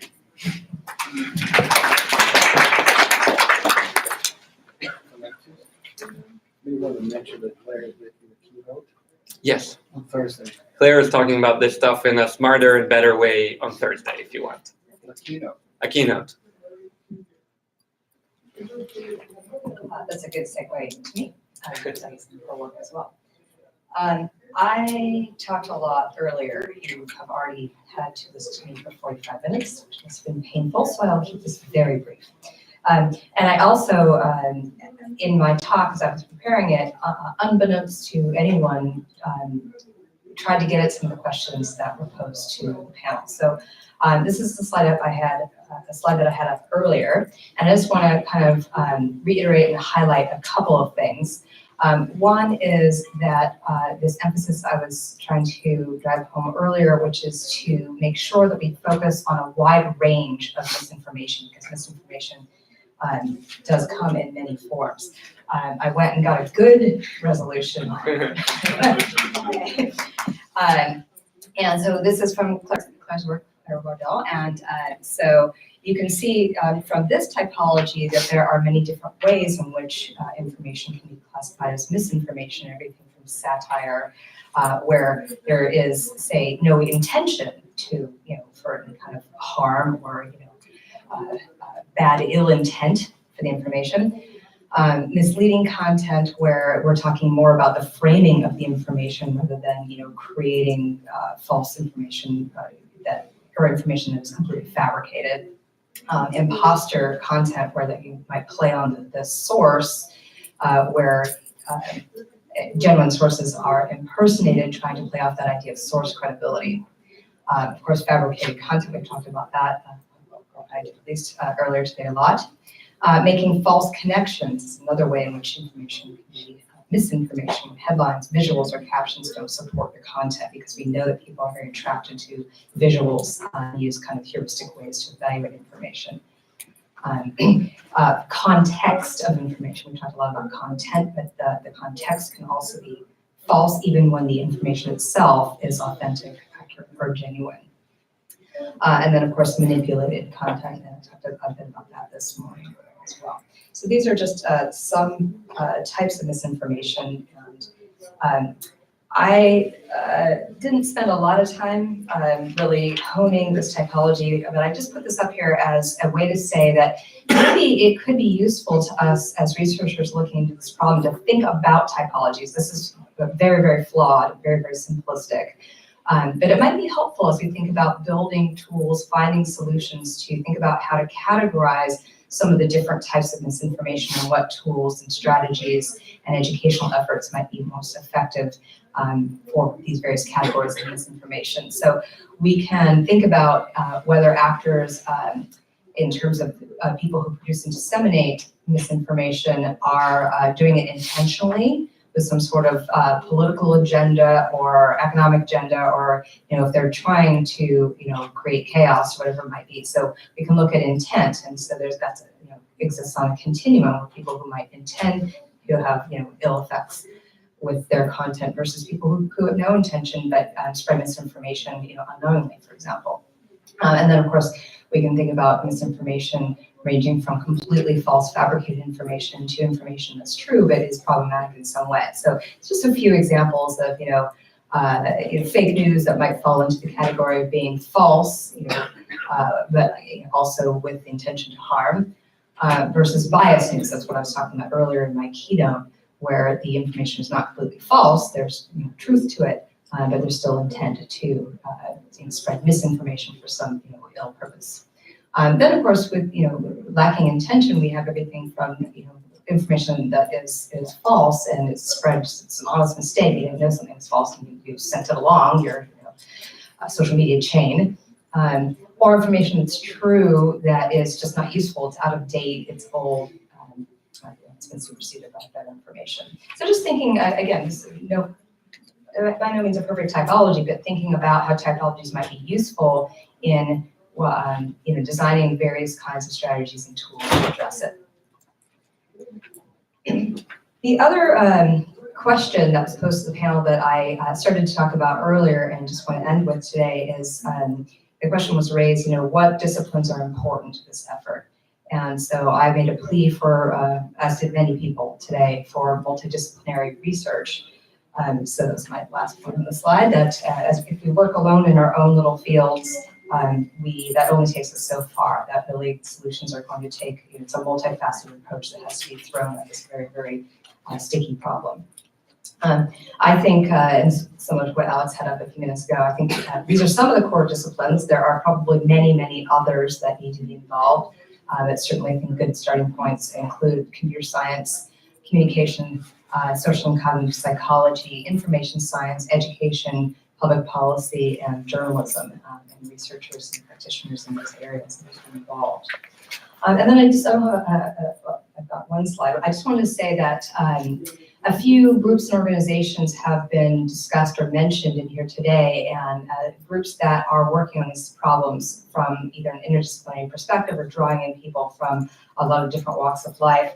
One of them that I became aware of, and maybe you all know this already, but this is the W3C, the Credible Web Community Group, that is working on this document that's very much sort of a wiki style, please do contribute your expertise to thinking through various kinds of credibility signals and making this information available to everyone. So those of you who are trying to incorporate various kinds of signals to detect credibility, this could be a good resource for you. So just being, I guess this is a plea to, that we should make greater efforts to find out about these kinds of collaborative efforts. Another one that was mentioned earlier was the Credibility Coalition. It's the same, by the way. Oh, it's the same. Okay, see, this is I know. Yeah. They're connected. They are separate entities, and I'll be speaking at 2 p.m. tomorrow on that W3C. Okay, great. On the credibility signals. W3C. Great. So this again, I guess, speaks to my point that more knowledge of these organizations is needed and needs to be disseminated throughout this community of interested scholars, researchers, and industry practitioners. And then I'll end with, there are also a number of funding efforts out there through various entities to support this kind of work, given how important it is in society. So I know that the Knight Foundation has had some calls for proposals in this area. Facebook, WhatsApp has been looking at this. An initiative called Social Science One also is an interesting partnership between Facebook, social media, between and academics, so that help academics get access to some really needed data to look at these problems. So there are a number of efforts that are going on around this topic that we all should try to become aware of And maybe there'd be a good mechanism through the organizers of this group and or those who are interested or participating in some kind of clearinghouse or place, to find out about these efforts. So that's it for me. Thank you.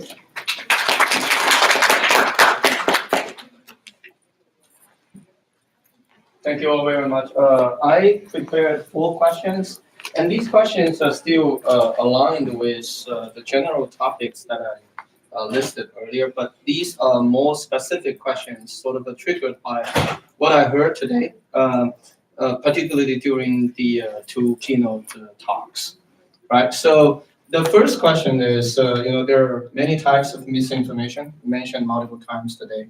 Are we overemphasizing some of those types? Should we dedicate more efforts to some other particular types? So, this is particularly related to Miriam's comments on bias and distorted information. So, comments? Yeah, I was really glad you mentioned that, Miriam, about hitting all types of misinformation. Brendan Nyhan and I have talked about this, that still in the US, that if you look at all the types of misinformation that people are exposed to, they're exposed to far more of the garden variety misinformation. This is great. They're exposed to far more misinformation, garden variety from politicians. And so, as much as we got concerned after the 2016 election with false news articles, people were far more likely to be exposed to falsehoods from presidential candidates. So I was glad you mentioned that. I think Full Fact in the United Kingdom has a good, wrote a good report on, thank you, a spectrum of harms. I think we should be talking about misinformation in terms of what's most harmful and concentrating on that type of misinformation. Honestly, who the fuck cares that the Pope endorsed Donald Trump but got a lot of clicks on Facebook 3 years ago? It seems a lot more important to concentrate on vaccine misinformation when cases have gone up, measles cases have gone up 30%.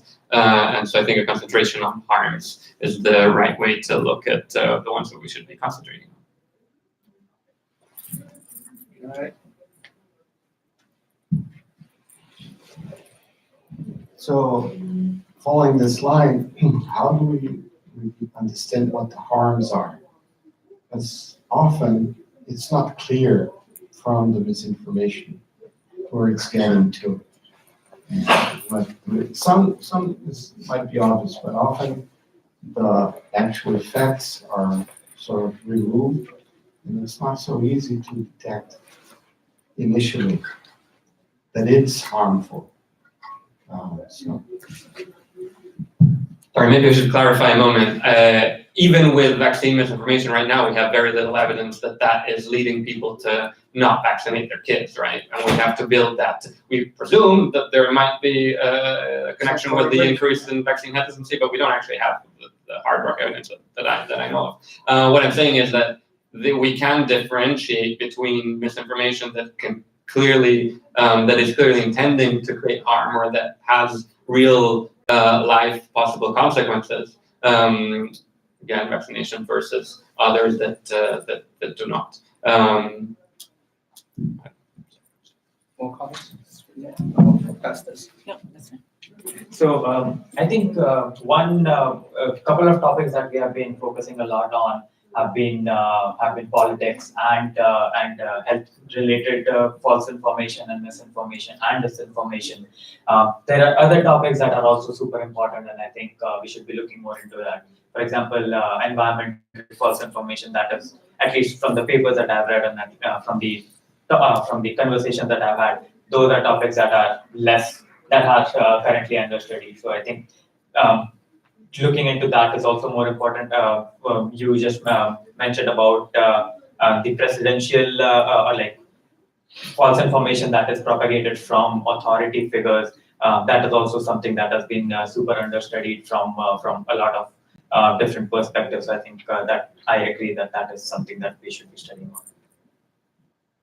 Some comments over here. I wanted to ask a related question. One of the types of misinformation was a false context for some piece of information, and I was wondering whether like a total lack of context is also a type of misinformation. Like, seems like the culture now is that no matter whether information comes from a credible source or a non-credible source, people want to consume information in like smaller form. And to some point, it seems like brevity itself can be a form of misinformation because like, how complete can a truth be if you just have a headline? Like, no matter what the content is, especially if people are not likely to be in the habit anymore of like consuming a long form article to comprehend something. Like, people's expectation is that they should be able to understand something like immediately, and if they can't, then they are frustrated or they feel like, you know, moving on. So I was wondering whether you guys could like comment on the interplay between this, I guess this part of our culture of having these like very small packages for things and misinformation. And then another like type of misinformation that I kind of want to hear your perspective on is like popular science. Like, it seems that a lot of times for scientific studies and like statistics, there needs to be some type of intermediary between an article or like a scientific publication and what the public is able to understand. And oftentimes, like a bad interpretation of it is not caught or flagged, or there's no like critical review of like, oh, is this like a good presentation, an accurate presentation of something that happened in the scientific community. So yeah. Comments? I'll take a stab. First, to your point about context and the lack of it, I actually think that does fall within that box of context. And though it didn't say lack of context, I think that's exactly kind of the point, is that the context is needed and it's not there, or it's distorted in some way. So yes, either we can add an eighth box, or we can recognize, I think, that I would assume that Claire Waddell would say a lack of context is also what makes information distorted, makes it into misinformation. Regarding your second point, so one field, there is actually a large body of literature on science communication, how to communicate science is part of that, and it also gets to environmental issues, climate change, the way that has been communicated. We talk about harmful consequences, right? And so there is a large literature on that, but I think that part of the problem is, as journalism is getting gutted, because people are going to short format, because people want information at their fingertips, they want it free. The tradition of science journalists who really specialize and really develop skill in translating research for general public audiences is something that is going away to, I would say, dangerous effect. Let me suggest we move on to the next question. We can have informal discussions during our poster session.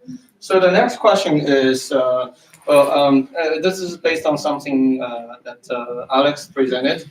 And so, I think, so the point, the statement was that we should, or Facebook, focus on reduce false news instead of removing false news. And of course, Alex explained why that is the case. For instance, a lot of the posts did not really violate community standards. But still, when I heard this, I was still, surprised, because intuitively speaking, I would think that we should remove false news as well. And that triggered me to think whether this is because it's harder to define what is false than to define whether an account is fake. Because if I remember correctly, if there's a fake account, Facebook's goal is to remove it instead of just reducing it. So, if people can agree on what is false, of course, this is a big if, right? We cannot really agree. If people can really agree on that, is it more desirable to remove false news?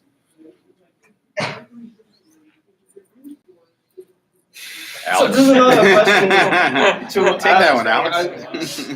I was thinking maybe this will trigger some interesting discussions between people. Yeah, I mean, I think this kind of goes back to the larger question of philosophy that I started the talk with, which is what exactly is the defensible framework by which we want to make a set of decisions on information that gets shared by people? We're in a very interesting legal framework as far as how platforms get to operate in the United States. For people who are unfamiliar, this generally falls back to the CDA 230 clause, where essentially platforms are not necessarily responsible for the content that people create on them. There are, of course, some stipulations there, but then that lack of responsibility on the platform's part also interestingly ties into larger frameworks around free speech and free expression, going all the way to the UN's Principle for Human Rights, as well as the ICCPR Articles 19 and 20. And so at the end of the day, I think one of the larger questions in terms of the role in which a platform plays revolves in part around giving people voice and whether or not you make the philosophical decision to remove someone's ability to speak or not. Now, there's obviously a question of harm here. So in terms of things that do violate the community standards, we have updated our policies, for example, around things like misinformation that could lead to imminent offline harm. And in that situation, we feel comfortable actually deleting that because of the potential harm. But the larger question then becomes, how exactly do you measure that harm? Who gets to adjudicate the decision-making around what constitutes the harm and what implications it can have? And at the end of the day, again, it's kind of this like larger philosophical iterative debate around where exactly are you going to draw the lines around these policies? I wonder if any of the analysts have comments on this? Or maybe they are very friendly to you. So we have comments here. I think this goes into your philosophical comment, but I was very intrigued by Miriam's slides about it. Well, first of all, that fact-checking or presenting facts does not work, and yet we are discussing fact-checking here. That maybe I wanted to hear your comments on this. Like, if that doesn't work, what's the strategy? And second of all, you had this idea that you had this idea that we're analyzing sources and content, but we're not analyzing receivers. And I was thinking about that. Would you mind if I interrupt? Is this related to this question? Yeah. It is. Okay. No, it is related to the And so if you're analyzing receivers, then that sort of means that you have to understand who you're presenting content to. So that means that you have to understand what's truth for them, and that goes into this question of maybe there is fact, maybe there is truth in real world, but in social world there may not necessarily be real truth. I wanted to hear what this panel's opinion on this like postmodern view that social truth is not real truth. I'll take this, and then I know Alexios will add to it. So first of all, I think it's inaccurate to say that fact checking doesn't work, and I don't think that's what Miriam said. I think one, she referred to a Brendan Nyhan study that actually has been updated, and two more recent studies found just the opposite, that the backfire effect has been discredited, and Brendan has acknowledged this. So forget the backfire effect. It's gone. And so we keep hearing this, and it's not true. And so But I also said that people ignore it bothers me to keep hearing this thing live on. It just happens to have a good name. The one impact of fact checking that's important to realize is that it's not just what you study in the laboratory. I can't tell you how many times I've heard from people in politics how aware they are of what we do in journalism and how much more cautious they are because of what we do. So, and you can't calculate all the lies that are not told today because of what I do every day as a fact checker for PolitiFact. And so like Chris Christie, Marco Rubio, Jeb Bush have all said, I'm gonna be careful here because I know I'm gonna get PolitiFacted. So that's not measured by social scientists anywhere. And so, you know, you can't just measure this stuff in the laboratory.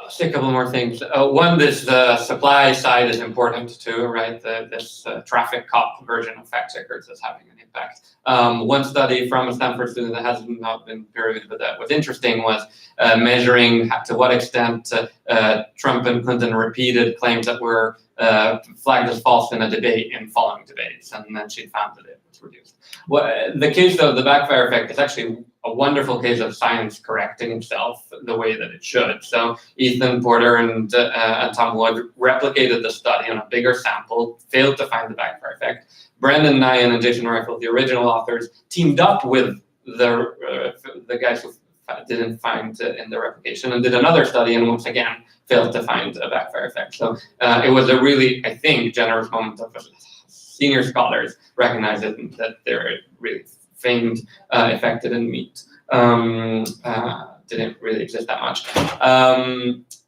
What we found over the past 2 or 3 years in studies, mostly in lab settings, so we don't know again outside, is that people on average change their minds most of the time. Not everyone, not on everything, but there are curves that just go down maybe 20 percentage points every time.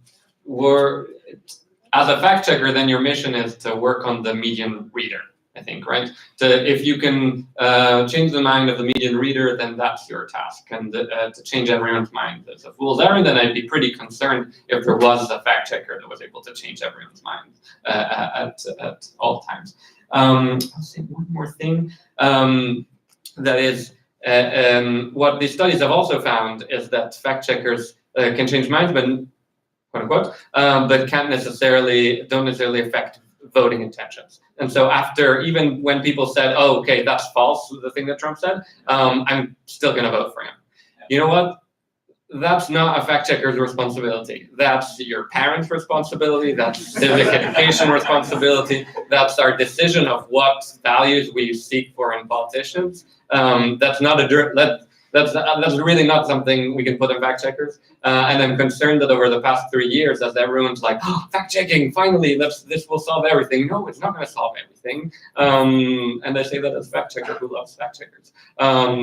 So that's my TED Talk. Thank you. Can I add, and I'll add one thing to that, which is how many of you, if you voted for Hillary Clinton, knew that she had told a falsehood on the email server? You know, and you just accepted that and said, well, she didn't tell the truth on that, but I'm still going to vote for her. And that's no different than a Trump voter saying, well, he's told falsehoods and whatever. So, great point. I just want to add quickly, I did not mean to say that fact checking is bad or is not worthwhile. Absolutely no.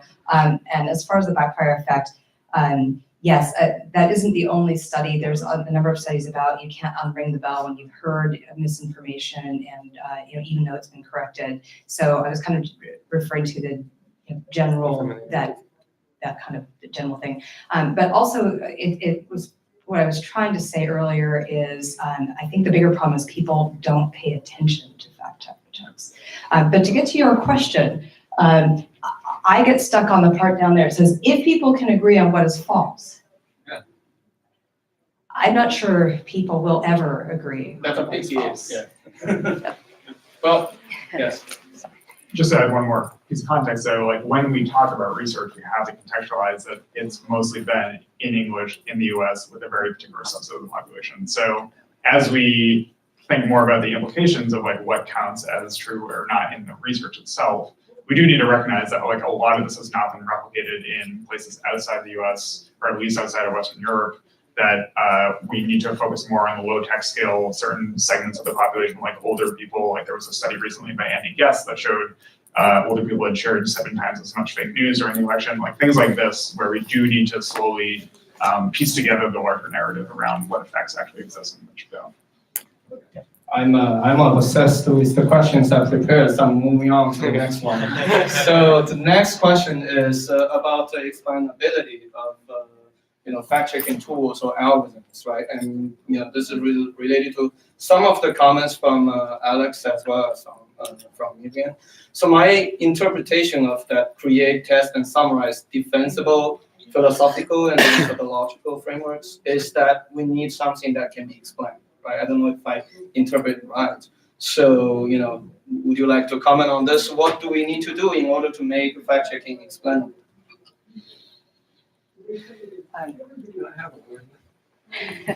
Yeah, you've been waiting very patiently. Yeah, it's actually the same thing, actually. So I'm not a panelist, but I'd like to make a statement, because I think it relates to two questions, actually.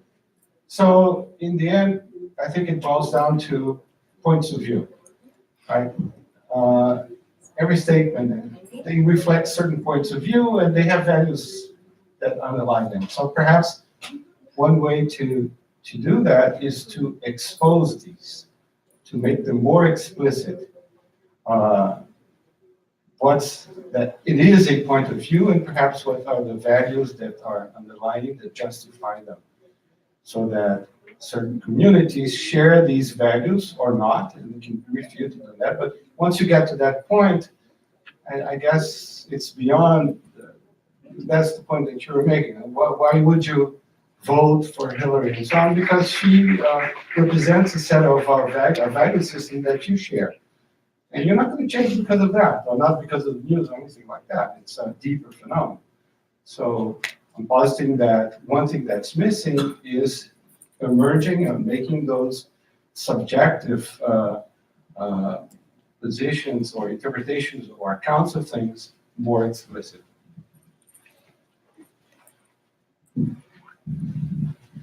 Just really quickly, as far as this question, some work in the area of climate change misinformation suggests that narrative is a good path to follow in creating alternative or creating explanations that are fluent, that are easy to understand, telling good stories.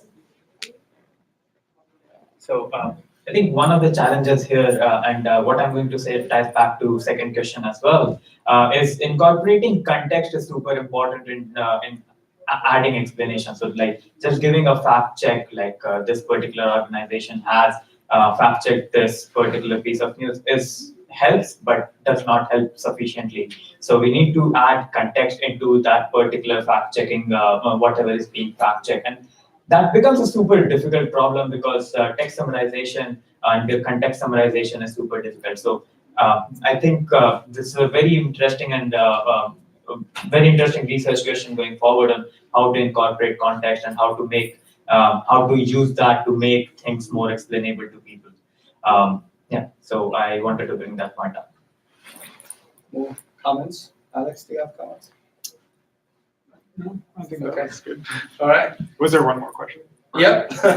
So I think our audience also mentioned this point, right? I heard Miriam mention that we need to incorporate receiver, not receive, characteristics. And that we need to think, would this imply certain type of bias, right? Are we trying to sort of enhance filter bubbles?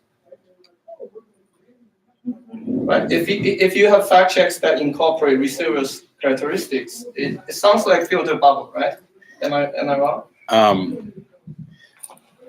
Yeah, that's a fascinating question. We've explored that with a project called Truth Goggles by Dan Schultz, and the whole idea is to make fact checks less triggering to audiences that might object to certain things that would. Certain phrases. So if you're conservative and you view gun laws a certain way, you avoid certain phrases that might trigger a negative thing. We haven't gotten far enough with that product to test it, but the whole theory is that you could make the fact check more effective if you avoid those triggering mechanisms. So I guess the idea would be to penetrate the filter bubble. What he said. So that has to do with the fact check delivery. Correct. And so what Dan's built is a text editor that will go through and look for phrases that would trigger somebody and be like something that might offend someone who's conservative or offend someone who's liberal. So it's 5:30 and it's the time for starting the poster session. But maybe we can have room for one last question. I should have enforced the 5-minute rule. And apparently, there are a lot of interesting questions. Yes? Hi, I have a question for Mr. Majoris. So you told earlier that you want people to, you want more people to be, as fact checkers. So however, how does that thing, like the biasness would, how you evolve biasness? Or even personality, like the society is quite polarized.